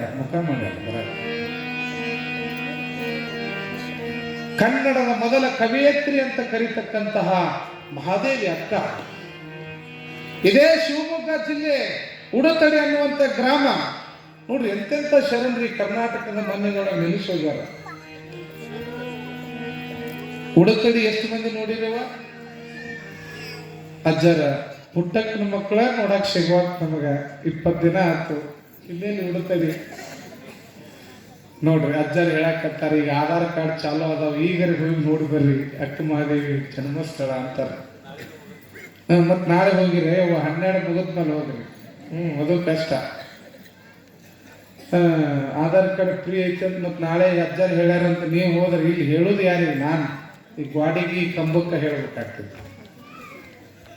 ಇದೆಲ್ಲ ಮುಗಿಲಿ, ಅಜ್ಜರು ಒಂದು ಅಜ್ಜರ ಸಾನ್ನಿಧ್ಯದೊಳಗೆ ಒಮ್ಮೆ ಬಸವ ಕಲ್ಯಾಣ, ಕೂಡಲ ಸಂಗಮ, ಅಕ್ಕಮಹಾದೇವಿ ಜನ್ಮಸ್ಥಳ ಒಮ್ಮೆ ಟೂರ್ ಮಾಡಿ ಬರೋಣಂತ. ಹೋಗಿ ಬರೋಣ್ರ ಟೂರಿಗೆ ಬರ್ತೀರೇನಿಲ್ಲ? ಬರೇ ಅಜ್ಜರ ಹೇಳಿದ್ರಿ ನೀವು, ಅವರೆಲ್ಲ ಇದ್ದಂಥ ಜಾಗ ತೋರಿಸ್ಬಿಡ್ರಿ ಅಜ್ಜರ ಅನ್ನುವಂಥ ಭಕ್ತರು ಬಹುಶಃ ಅಜ್ಜಾರ ಒಪ್ಪಿಗೆ ಕೊಟ್ಟರು ಅಂದ್ರೆ ನಿರ್ಲಿಗೋತ್ಸವ ಮುಗಿದ ಮೇಲೆ ಬೇಕಾದ್ರೆ ಒಂದು ರೌಂಡ್ ಹಿಂಗೆ ಅಡ್ಡಾಡಿ ಬರೋಣಂತ, ಎಲ್ಲ ಕ್ಷೇತ್ರಗಳನ್ನು ನೋಡ್ಕೊಂಡ್ಬರೋ ಕೆಲಸ ಮಾಡೋಣ. ಇಲ್ಲೇ ಶಿವಮೊಗ್ಗ ಜಿಲ್ಲೆ ಉಡುತಡಿ ಅಕ್ಕ ಮಹಾದೇವಿಯ ಜನ್ಮಸ್ಥಳ. ಯಾವ ನಿರ್ಮಲ ಶೆಟ್ಟಿ ಮತ್ತು ಸುಮತಿ ಅಂತಕ್ಕಂತಹ ಶರಣ ದಂಪತಿಗಳು, ನಾನು ಹೇಳ್ತಾ ಇರೋದು 12ನೇ ಶತಮಾನದ ಘಟನೆ ಹೇಳಕತ್ತೀನಿ ನಿಮಗ. ಉಡುತಡಿಯ ಪ್ರಾಂತ್ಯವನ್ನ ಆಳ್ತಿರ್ತಕ್ಕಂತಹ ಕೌಶಿಕ ಮಹಾರಾಜ, ಅವನು ಜೈನ ಸಮಾಜದ ವ್ಯಕ್ತಿ. ಆತ ಜೈನ ಧರ್ಮದವನು. ಯಾರು? ಕೌಶಿಕ ಮಹಾರಾಜ. ಮಹಾದೇವಿಯ ತಂದೆ ತಾಯಿ ಹೆಸರು ನಿರ್ಮಲ ಶೆಟ್ಟಿ ಮತ್ತು ಸುಮತಿ ಅಂತಕ್ಕಂತಹ ದಂಪತಿಗಳಿಗೆ ಹುಟ್ಟಿದವಳೆ ಮಹಾದೇವಿ, ಒಬ್ಬ ಹೆಣ್ಮಗಳು. ಬಹುಶಃ ವಿಶ್ವದ ಮೊದಲ ಕವಿಯತ್ರಿ, ಕನ್ನಡದ ಮೊದಲ ಕವಿಯತ್ರಿ ಅಂತ ಯಾರನ್ನ ಕರೀತಾರ ಅಂತಂದ್ರ ಅಕ್ಕ ಮಹಾದೇವಿಯನ್ನ ಕರೀತಾರೆ. ಅಕ್ಕ ಮಹಾದೇವಿಯನ್ನು ಕರೀತಾರೆ. ಇದೆಲ್ಲ ನಿಮಗೆ ನಾಳೆ SSLC, IAS, KS ಎಕ್ಸಾಮ್ ಬರೀತಕ್ಕಂಥ ಸಂದರ್ಭದಲ್ಲಿ ಇವೆಲ್ಲ ಪ್ರಶ್ನೆ ಬರ್ತಾವೆ. ಕನ್ನಡದ ಮೊದಲ ಕವಿಯತ್ರಿ ಎಂದು ಯಾರನ್ನು ಕರೆಯುತ್ತಾರೆ? ಅದಕ್ಕೆ 2 ಮಾರ್ಕ್ಸ್ ಇರ್ತೈತೆ. ವಚನ ಪಿತಾಮಹ ಎಂದು ಯಾರನ್ನು ಕರೆಯುತ್ತಾರೆ? ಕರ್ನಾಟಕದ ಗಾಂಧಿ ಎಂದು ಯಾರನ್ನು ಕರೆಯುತ್ತಾರೆ? ಇವೆಲ್ಲ ನಿಮಗೆ ಬೇಕಾಗ್ತವೆ. ಇವೆಲ್ಲ ಸುಮ್ಮನೆ ಗುಳ್ಳೋಕ್ ಕುಂತು ಹೋದ್ರೆ ನಡೆಯಂಗಿಲ್ಲ. ಸ್ವಲ್ಪ ನೆನಪಿಟ್ಕೋಬೇಕೆಲ್ಲ ತಲೆಯಾಗ ಇಟ್ಕೋರಿ. ಇವನ್ನೆಲ್ಲ 10 ಪುಸ್ತಕಗಳನ್ನು ಓದಿ ಬಂದು ನಿಮಗೆ ಹೇಳಬೇಕಿಲ್ಲ. ಸುಮ್ಮನೆ ಕುಂತಿಲ್ಲಿ ಹೇಳೋದು ಅಷ್ಟು ಸರಳ ಇಲ್ಲ. ಸುಮ್ಮನೆ ಕೇಳಿ ಹೋಗಿ ಸಮಯ, ಇದು ಕಾಲ ಹರಟೆ ಪುರಾಣ ಅಲ್ಲಿದು. ಏನೇನೋ ಕಾಗಿ ಗುಬ್ಬಕ್ಕನ ಕತ್ತಿ ಹೇಳಿ ಹೋಗಕ್ಕೆ ಬಂದಿಲ್ಲ, ಒಂದಿಷ್ಟು ಬದಲಾವಣೆ ಆಗಲಿ ಅಂತ ಹೇಳಕತ್ತದ ಅಷ್ಟೆ. ನಿರ್ಮಲ ಶೆಟ್ಟಿ ಮತ್ತು ಸುಮತಿ ಅನ್ನುವಂಥ ದಂಪತಿಗಳಿಗೆ ಹುಟ್ಟಿದ ಮಹಾದೇವಿ ಬಹಳ ರೂಪವಂತೆ. ಎಷ್ಟು ಚಂದೋಳ ಚಲಿಮೆ ಅಂತಂದ್ರೆ ಎಂಥವ್ರಿಗೂ ಕೂಡ ಮನಸ್ಸು ಕರಗುವಂತಹ ಸೌಂದರ್ಯ ರೂಪ ಯಾರ್ದಾಗಿತ್ರಿ? ಮಹಾದೇವಿ ಅಕ್ಕಂದಾಗಿತ್ತು. ಯೌವನ ತುಂಬಿತ್ತು ಆ ತಾಯಿಯ ಮುಖದೊಳಗ, ಆದ್ರೆ ತೇಜಸ್ಸು ಕೂಡ ಅಷ್ಟೇ ಇತ್ತು. ಜ್ಞಾನ ಶಕ್ತಿ ತುಂಬಿತ್ತು ಆ ತಾಯಿಯ ಜೀವನದೊಳಗೆ. ಹಿಂಗ ಕೌಶಿಕ ಮಹಾರಾಜನ ಒಂದು ರಾಜ್ಯದ ಒಂದು ಮೆರವಣಿಗೆ ನಡೆದಿರ್ತದ. ಹಿಂಗ ನಿರ್ಮಲ ಶೆಟ್ಟಿಯ ಮಗಳಾದಂತ ಮಹಾದೇವಿ ಮನೆಯ ಮೇಲೆ ಗೆಳತಿಯರ ಜೊತೆಗೆ ರಾಜನ ಬರುವನ್ನ ನೋಡ್ಕೊಂತ ನಿಂತಿರ್ತಾಳ ಅವನ ಮೆರವಣಿಗೆ. ಕೌಶಿಕ ಮಹಾರಾಜ ಹಿಂಗ ಆನೆ ಕುದುರೆಯ ಸರೋಟಿನೊಳಗೆ ಹಿಂಗ ಮೆರವಣಿಗೆ ನಡೆದಂತ ಸಂದರ್ಭದೊಳಗ ಸಾವಿರಾರು ಜನ ಹೆಣ್ಮಕ್ಕಳ ಮಧ್ಯದೊಳಗಿದ್ದಂತ ಮಹಾದೇವಿಯ ಮೇಲೆ ಕೌಶಿಕ ಮಹಾರಾಜನ ದೃಷ್ಟಿ ಬೀಳುತ್ತದೆ, ಕಣ್ಣು ಬೀಳುತ್ತದೆ. ಎಷ್ಟು ಚಂದದಾಳಲ್ಲ ಈಕೆ, ಎಷ್ಟು ರೂಪವಂತಿ ಅದಾಳಲ್ಲ, ಎಷ್ಟು ಸುರಸುಂದರಾಂಗಿ ಅದಾಳಲ್ಲ. ಸಾಕ್ಷಾತ್ ದೇವತೆಯ ಸ್ವರೂಪನೇ ಇವಳು. ನನ್ನ ರಾಜ್ಯದೊಳಗೆ ಇಷ್ಟು ಸುಂದರಾಂಗಿ ಹುಡುಗಿ ಅದಾಳಲ್ಲ, ಯುವತಿ ಅದಾಳಲ್ಲ ಅಂತ ತಿಳ್ಕೊಂಡು ಕೌಶಿಕ ಮಹಾರಾಜ ರಾಜ ಮನೆತನಕ್ಕೆ ಹೋದ ಮೇಲೆ ತನ್ನ ಮಂತ್ರಿಯನ್ನು ಕರೆದು ಹೇಳ್ತಾನೆ, ಇಂತಹ ಮನೆಯೊಳಗೊಂದು ಹುಡುಗಿ ಇದ್ಲಲ್ಲ, ಅವಳು ಯಾರು ಏನು ಅಂತ ಪತ್ತೆ ಹಚ್ಕೊಂಡು ಬರ್ರಿ ಅಂತೇಳಿ. ಅವಾಗ ಮಂತ್ರಿ ಹೋಗಿ ಹುಡ್ಕೊಂಡು ಬರ್ತಾನ, ನಮ್ಮ ನಿರ್ಮಲ ಶೆಟ್ಟಿಯ ಮಗಳು ಅವಳು ಅಂತ ಹೇಳ್ತಾನೆ. ಯಾವಾಗ ಆ ಯುವತಿಯನ್ನ ಮಹಾದೇವಿಯನ್ನ ನೋಡಿದ ಕೌಶಿಕ ಮಹಾರಾಜನಿಗೆ ಅವಳ ಮೇಲೆ ಆಸೆ ಹುಡ್ತದ. ನಾನು ಅವಳನ್ನು ಮದುವೆ ಆಗಬೇಕಂತ ತೀರ್ಮಾನ ಮಾಡ್ತಾನ. ಆದ್ರ ಅಕ್ಕನಿಗೆ ಯಾವುದೇ ರೀತಿಯಾಗಿರ್ತಕ್ಕಂಥ ಸಂಸಾರದ ಜೀವನದ ಕಡೆಗೆ ಒಲವಿರಲಿಲ್ಲ. ಅಕ್ಕ ಕೇಳವ್ವ ನಾನೊಂದ ಕನಸ ಕಂಡೆ, ಅಕ್ಕಿ ಅಡಕಿ ತೆಂಗಿನಕಾಯಿ ಕಂಡೇನವ್ವ ಚನ್ನ ಮಲ್ಲಿಕಾರ್ಜುನನೆಂಬ ದೈವ ನನ್ನ ಗಂಡ ನೋಡುವ ಅಂತಕ್ಕಂತಹ ಅಕ್ಕ ಮನಸ್ಸಿನೊಳಗೆ ಚನ್ನ ಮಲ್ಲಿಕಾರ್ಜುನನ ಆರಾಧನೆ ಮಾಡತಕ್ಕಂಥ ತಾಯಿ. ಅವಳಿಗೆ ಯಾವುದೇ ಈ ಸಂಸಾರದ ಜೀವನದ ಕಡೆಗೆ ಒಲವಿರಲಿಲ್ಲ. ಆಧ್ಯಾತ್ಮಿಕತೆ ತುಂಬಿಬಿಟ್ಟಿತ್ತು ಅವಳ ತಲೆಯೊಳಗೆ. ನಿತ್ಯವೂ ಕೂಡ ಲಿಂಗ ಪೂಜೆನ ಮಾಡುವವಳು ಚನ್ನ ಮಲ್ಲಿಕಾರ್ಜುನನೇ ನನ್ನ ಗಂಡ ಅಂತ ಪೂಜೆ ಮಾಡತಕ್ಕಂಥವಳಿಗೆ ಒಂದು ಆಘಾತಕಾರಿ ಸುದ್ದಿ ಏನು ಬರ್ತದ ಅಂತಂದ್ರ, ಕೌಶಿಕ ಮಹಾರಾಜ ನಿನ್ನನ್ನು ಮದುವೆ ಆಗ್ತಾನ ಅಂತಕ್ಕಂಥ ಸುದ್ದಿ ಮಹಾದೇವಿ ಕಿವಿಗೆ ಬಡಿತದ. ಮಹಾದೇವಿಯನ್ನ ಕರೆದು ಕೇಳೋಣ, ನಾ ಮದುವೆ ಆಗಕ್ಕೆ ಒಲ್ಲ ಅಂತಾಳೆ. ನನಗೀಗಾಗಲೇ ಮದುವೆ ಆಗಿಬಿಟ್ಟದ. ಅಂತರಂಗದೊಳಗ ಚನ್ನ ಮಲ್ಲಿಕಾರ್ಜುನನೇ ನನ್ನ ಗಂಡ ಅಂತ ನಾನು ಕಟ್ಕೊಂಡ್ಬಿಟ್ಟಿನಿ, ಅವ್ನ ತಾಳಿ ಕಟ್ಕೊಂಡ್ಬಿಟ್ಟಿನಿ, ಅವನ ಎಲ್ಲದಾನ ಅಂತ ಹುಡುಕಾಕತ್ತೀನಿ ನಾನು. ನನಗ್ಯಾಕೆ ಬಾಹ್ಯದ ಗಂಡ ಬೇಕು, ನಾನು ಯಾವುದೇ ಮದುವೆ ಆಗಂಗಿಲ್ಲ ಅಂತೇಳಿ ಖಡಾಖಂಡಿತವಾಗಿ ಹೇಳಿಬಿಡ್ತಾಳ. ಆದರೆ ರಾಜ ಕೌಶಿಕ ಮಹಾರಾಜ ಕೇಳಿಲ್ಲ. ನಾನು ಮದುವೆ ಆದರೆ ಅವಳನ್ನೇ ಆಗೋದು, ಇಲ್ಲ ಅಂತಂದ್ರೆ ನಿಮ್ಮ ಅವ್ವ ಅಪ್ಪನನ್ನ ನಾವು ಕೊಂದಾದ್ರೂ ನಿನ್ನನ್ನು ಎಳ್ಕೊಂಡು ಹೋಗ್ತೀವಿ ಅಂತಕ್ಕಂಥ ಭಯವನ್ನು ಹುಟ್ಟಿಸ್ತಾನೆ ಕೌಶಿಕ ಮಹಾರಾಜ. ಯಾವಾಗ ನಮ್ಮ ಅವ್ವ ಅಪ್ಪನ ಕೊಲ್ತಾನಿವ ಅಂತ ಅಂದ ತಕ್ಷಣ ಇನ್ನು ಅನಿವಾರ್ಯ, ರಾಜ ಮರ್ಯಾದೆ, ರಾಜನ ಮಾತು ಯಾರೂ ಮೀರುವಂಗಿಲ್ಲ. ಅವ ದಬ್ಬಾಳಿಕೆ ಮಾಡ್ತಾನ, ಇನ್ನು ನಮ್ಮ ಅವ್ವ ಅಪ್ಪನ ಕೊಲ್ತಾನಂತ ತಿಳ್ಕೊಂಡು ಮಹಾದೇವಿ ಅಕ್ಕ ಮದುವೆಗೆ ಒಪ್ಪಿಗೆಯನ್ನು ಕೊಡ್ತಾಳೆ. ಯಾರನ್ನು ಮದುವೆ ಆಗಕ್ರಿ? ಕೌಶಿಕ ಮಹಾರಾಜನನ್ನು ಮದುವೆ ಆಗ್ಲಿಕ್ಕೆ ಒಪ್ಪಿಗೆ ಕೊಡ್ತಾಳೆ. ಆದ್ರೆ 3 ಕಂಡೀಷನ್ ಇರ್ತಾವ. 3 ಕಂಡೀಷನ್. ನಾನು ನಿನ್ನ ರಾಜನ ಮದುವೆಯನ್ನು ಆಗ್ತೀನಿ ಮಂತ್ರಿ, ಆದ್ರೆ ನನ್ನ 3 ಕಂಡೀಷನ್ಗಳಿಗೆ, ನನ್ನ 3 ವಿಚಾರಗಳನ್ನು ನಿನ್ನ ರಾಜ ಒಪ್ಪಿಕೊಳ್ಳೋದಾದ್ರೆ ಮಾತ್ರ ನಾನು ಮದುವೆ ಆಗ್ತೇನೆ ಅಂತಾಳ. ಮೊದಲ ಹಪಾಪಿ ಆಗಿತ್ತು ಇದು. ಯಾವಾಗ ಸಿಕ್ಕಾಳ ಮದುವೆ ಆಗ್ತದೆ? ಸಿಕ್ಕರ ಸಾಕು, 3 ಯಾಕೆ? 3 ಹೇಳಿದ್ರು ಕೇಳಂಗದೀನಿ ಅಂದಿವ. ಯಾಕೆ? ಬೇಕಾಗಿತ್ತಲ್ಲ, ಏನೇನು ಪಡ್ಕೋಬೇಕಾಗಿತ್ತು ಅಂತಂದ್ರೆ ಎಲ್ಲದಕ್ಕೂ ನಾವು ಹೆಂಗೆ ಒಪ್ಪಿಗೆ ಕೊಡ್ತೀವಲ್ಲ ಹಂಗೆ 3 ಅಲ್ಲ 100 ಷರತ್ತುಗಳನ್ನು ಹಾಕಲಿ, ನಾವು ಒಪ್ಪಲಿಕ್ಕೆ ಸಿದ್ಧ ಇದ್ದೀನಿ, ಆದ್ರೆ ಮದುವೆ ಆದ್ರೆ ಆಕೆನ್ನ ಮದುವೆ ಆಗೋದು ಅಂದ ಕೌಶಿಕ ಮಹಾರಾಜ. ಆತು 3 ಕಂಡೀಷನ್ ಹೇಳಿದ್ದಕ್ಕೆ. ಒಂದನೇದ್ದು, ನನ್ನ ಮದುವೆ ಆದ ತಕ್ಷಣ ನನ್ನನ್ನು ನೀನಾಗೆ ಬಂದು ನನ್ನನ್ನು ಮುಟ್ಟುವಂಗಿಲ್ಲ, ನಾನಾಗೆ ಬರೋವರೆಗೂ ನೀನು ಕಾಯಬೇಕು ಅಂತ 1ನೇ ಕಂಡೀಷನ್ ಇತ್ತು.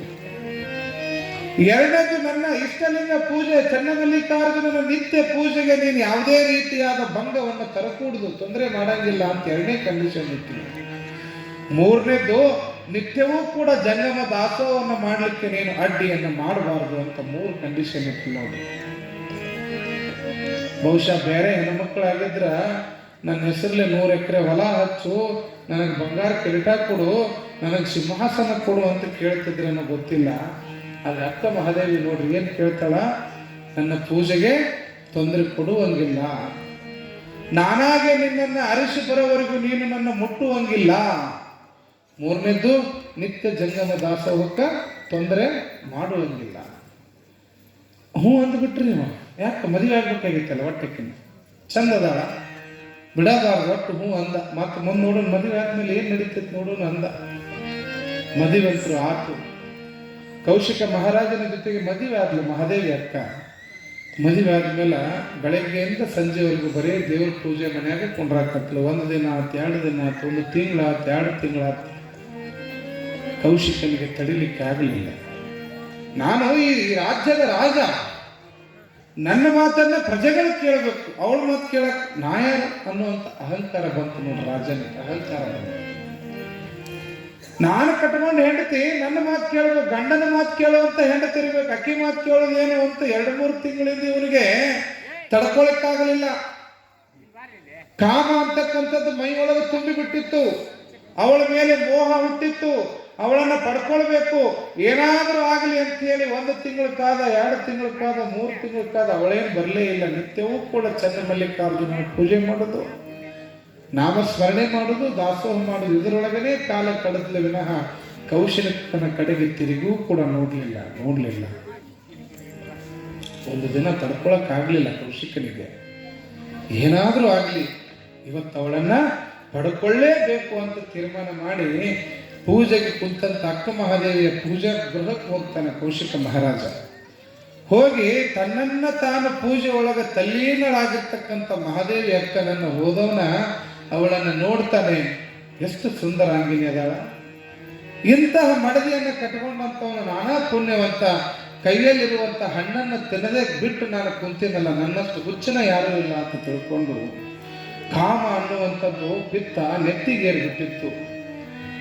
ಮೋಹಿಸಿರ್ತಕ್ಕಂಥ ಅಕ್ಕ ಮಹಾದೇವಿಯನ್ನು ನೋಡಿರುವಂತಹ ಕೌಶಿಕ ಮಹಾರಾಜ ಯಾವ ರೀತಿಯಾಗಿ ಜಿಂಕೆಯ ಮೇಲೆ ಹುಲಿ ಆರ್ಭಟಿಸಿ ಬೇಟೆ ಆಡಲಿಕ್ಕೆ ಬೀಳುತ್ತದ, ಆ ರೂಪದೊಳಗೆ ವ್ಯಾಘ್ರ ರೂಪವನ್ನು ತಾಳಿರುವಂಥ ಕೌಶಿಕ ಮಹಾರಾಜ ಮಹಾದೇವಿ ಅಕ್ಕನ ಮೇಲೆ ಬೀಳ್ತಾನೆ.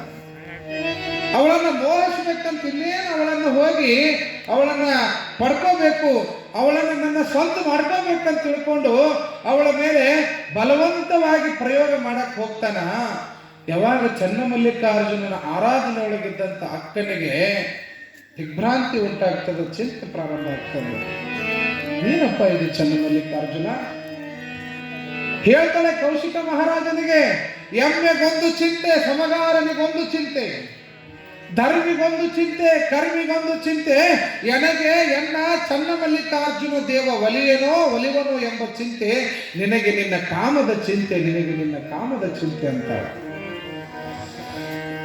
ಯಾವ ಕೌಶಿಕ ಮಹಾರಾಜ ತನ್ನ ಕಾಮ ದೃಷ್ಟಿ ಒಳಗೆ ಬಂದು ನೋಡಿದನೋ, ಏನು ಹುಚ್ಚದಿವಿ ಎಲುಬಿನ ಹಂದರದ ಮೇಲಿರ್ತಕ್ಕಂಥ ಈ ಚರ್ಮಕ್ಕಾಗಿ ಇಷ್ಟು ನೀನು ಹತಪುಸ್ತಕತೆಯಲ್ಲ, ಏನದ ಈ ದೇಹದೊಳಗ? ಇದು ನಶಿಸಿ ಹೋಗ್ತಕ್ಕಂತಹ ಚರ್ಮ, ಈ ದೇಹ ಮಣ್ಣಿನೊಳಗೆ ಮಣ್ಣಾಗ್ತಕ್ಕಂತಹ ಈ ದೇಹದ ಮೇಲೆ ಮೋಹಪಟ್ಟು ನನ್ನ ಚನ್ನಮಲ್ಲಿಕಾರ್ಜುನನನ್ನು ಒಲಿಸ್ಕೊಳ್ತಕ್ಕಂಥ ಗಳಿಗೆ ಒಳಗೆ ನನ್ನ ಮೇಲೆ ಮೋಹಕ್ಕೆ ಬಂದಿಯಲ್ಲ, ಹುಚ್ಚ ಅಂತ. ಕಾಮ ಅನ್ನುವಂಥದ್ದು ನೆತ್ತಿಗೆ ಏರ್ಬಿಡ್ತು ಅಂತಂದ್ರ ತಾಯಿ ಯಾರು, ಮಗಳು ಯಾರು, ಹೆಂಡತಿ ಯಾರು ಅನ್ನುವಂಥದ್ದೇ ಗೊತ್ತಾಗಂಗಿಲ್ಲ ಗಂಡು ಮಕ್ಕಳಿಗೆ. ಇವತ್ತು ಎಷ್ಟು ಅತ್ಯಾಚಾರಗಳು ಸಣ್ಣ ಮಕ್ಕಳ ಮೇಲೆ ನಡೆದಾಗಿರುತ್ತೆಲ್ಲ. ಕಾಮ ಅನ್ನುವಂಥದ್ದು ನೆತ್ತಿಗೆ ಏರಿಸ್ಕೊಂಡು ಇವತ್ತು ಎಂತೆಂಥ ಘಟನೆಗಳನ್ನು ಪೇಪರ್ನ ಟಿವಿಯಾಗ ನೋಡ್ತೀವಿ ನಾವೆಲ್ಲ. ಎಷ್ಟು ಮಕ್ಕಳನ್ನು ಕೂಡ ಬಿಡದಿರ್ತಕ್ಕಂತಹ ಈ ಸಮಾಜದೊಳಗ ಹೆಣ್ಣಿನ ಮೇಲೆ ಮೋಹಿಸಿರ್ತಕ್ಕಂಥ ಕೌಶಿಕ ಮಹಾರಾಜನಿಗೆ ಹೇಳ್ತಾಳೆ, ಎಮ್ಮೆಗೊಂದು ಚಿಂತೆ ಸಮಗಾರನಿಗೊಂದು ಚಿಂತೆ.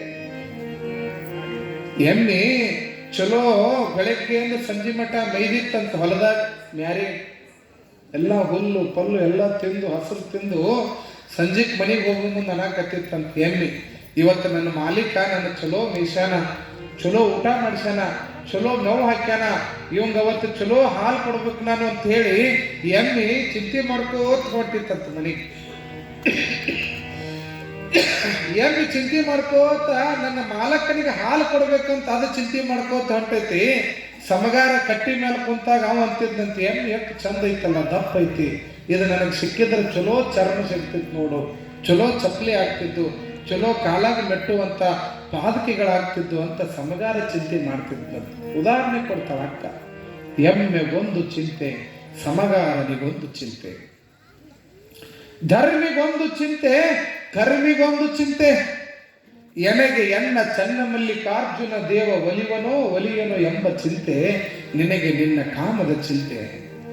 ಏ ಕೌಶಿಕ ಮಹಾರಾಜ, ನನ್ನನ್ನು ಪಡ್ಕೋಬೇಕಂತೇಳಿ ಇಷ್ಟು ನೀನು ದುಷ್ಟನಾಗಿ ಇಷ್ಟು ಕೆಟ್ಟವನಾಗಿದಿ ಅಂತಂದ ಮೇಲೆ ಏನದ ಈ ದೇಹದೊಳಗ? ಇದಲ್ಲ ಎಲುಬಿನ ಹಂದ್ರ, ಇದು ಮ್ಯಾಲ ಒಂದಿಷ್ಟು ಚರ್ಮದ ಹೊದಿಕೆ ಅದ. ಇದು ಹೋತು ಅಂತಂದ್ರೆ ಏನದ ಇದ್ರೊಳಗೆ? ಮಣ್ಣೊಳಗೆ ಮಣ್ಣಾಗುವಂತ ಈ ಶರೀರಕ್ಕಾಗಿ ನಿನ್ನ ಜೀವನವನ್ನೇ ನಾಶ ಮಾಡ್ಕೊಳಕತ್ತೀಯಲ್ಲೋ. ನನ್ನ ಮೇಲೆ ಮೋಹಿಸಿದಂತಹ ಈ ಮೋಹವನ್ನ ನನ್ನ ಚನ್ನಮಲ್ಲಿಕಾರ್ಜುನ ದೇವನ ಕಡೆಗೆ ನೀ ಕೊಟ್ಟಿದ್ದಿ ಅಂತಂದ್ರ ಸಾಕ್ಷಾತ್ ಭಗವಂತ ನಿನಗೆ ದರ್ಶನ ಕೊಡ್ತಿದ್ನಲ್ಲೋ ಹುಚ್ಚ.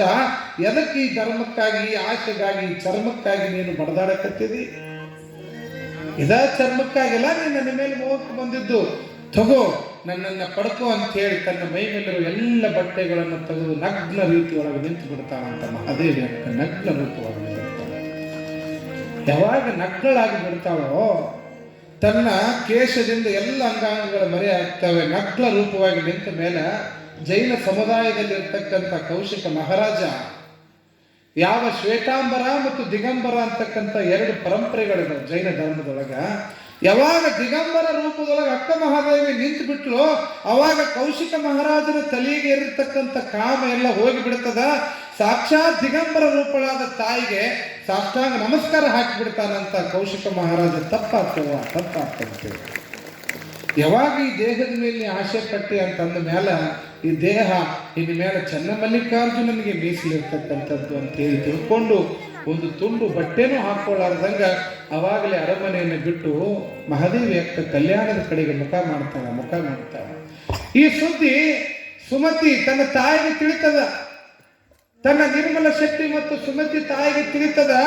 ಬೆಳೆದು ನಿಂತ ಹೆಣ್ಮಗಳು, ನೀ ಬೆಳೆದು ನಿಂತ ಯುವತಿ ಎದಿದಿ, ವಯಸ್ಸಿಗೆ ಬಂದಂತ ಹೆಣ್ಮಗಳು ಎದಿದಿ. ಈ ರೂಪದೊಳಗೆ ಜಗತ್ತಿನಾಗ ಹೋದ್ರ ಜಗತ್ತು ನಿನ್ನನ್ನು ಹರ್ಕೊಂಡು ತಿಂದು ಬಿಡ್ತೈತೆವ.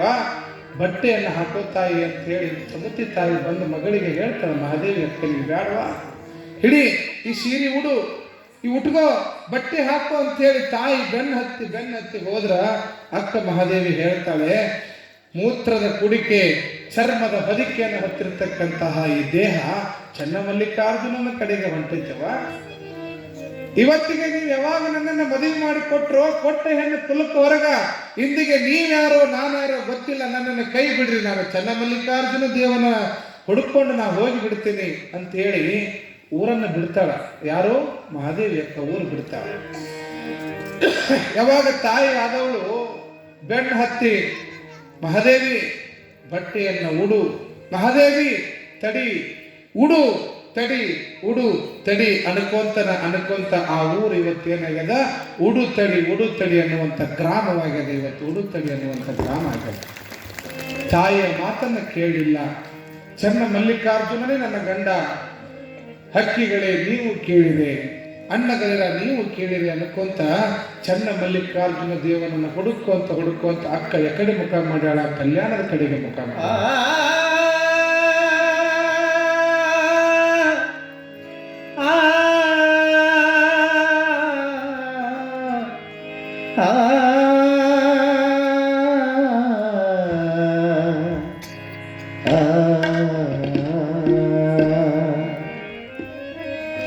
ಮಾಡಿಕೊಂಡೆನವ್ವ ಗಂಡನ ಗುರು ಸಾರ್ವಭೌಮನ, ಮಾಡಿಕೊಂಡೆನವ್ವ ಗಂಡನ ಗುರು ಸಾರ್ವಭೌಮನ, ಮಾಡಿಕೊಂಡೆನವ್ವ ಗಂಡನ,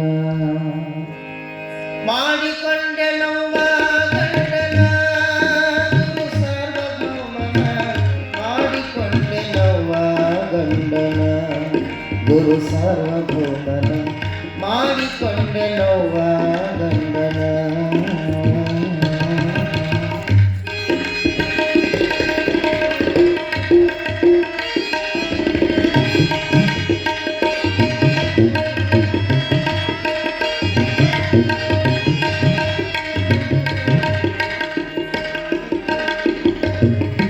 ಅಜ್ಞಾನವೆಂಬ ಆಸೆಯಳಿದು ಸುಜ್ಞಾನವೆಂಬ ಬೋಧೆಯ ಪಡೆದು,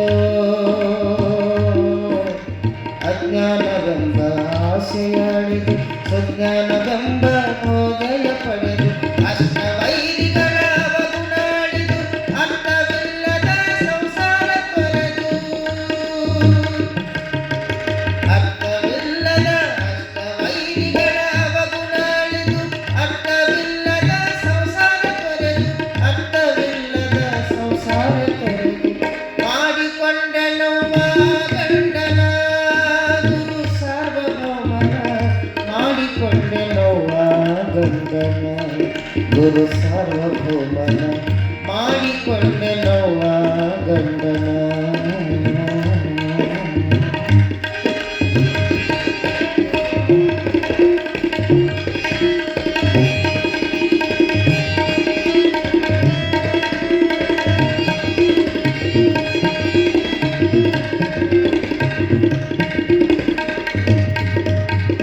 ತಾಳಿಯೆಂಬ ರುದ್ರಾಕ್ಷಿ ಧರಿಸಿ ಕುಂಕುಮವೆಂಬ ಭಸ್ಮವನಿರಿಸಿ,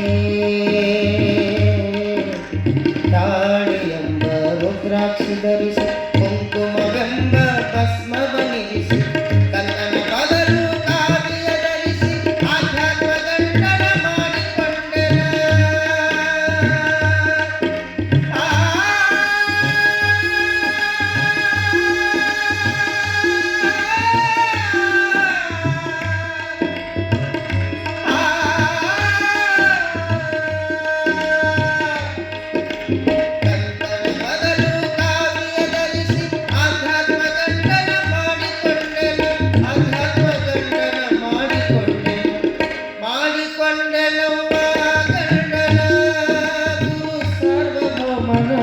ಮಾಡಿಕೊಂಡೆನವ್ವ ಗಂಡನ ಗುರು ಸಾರ್ವಭೌಮನ, ಮಾಡಿಕೊಂಡೆನವ್ವ ಗಂಡನ.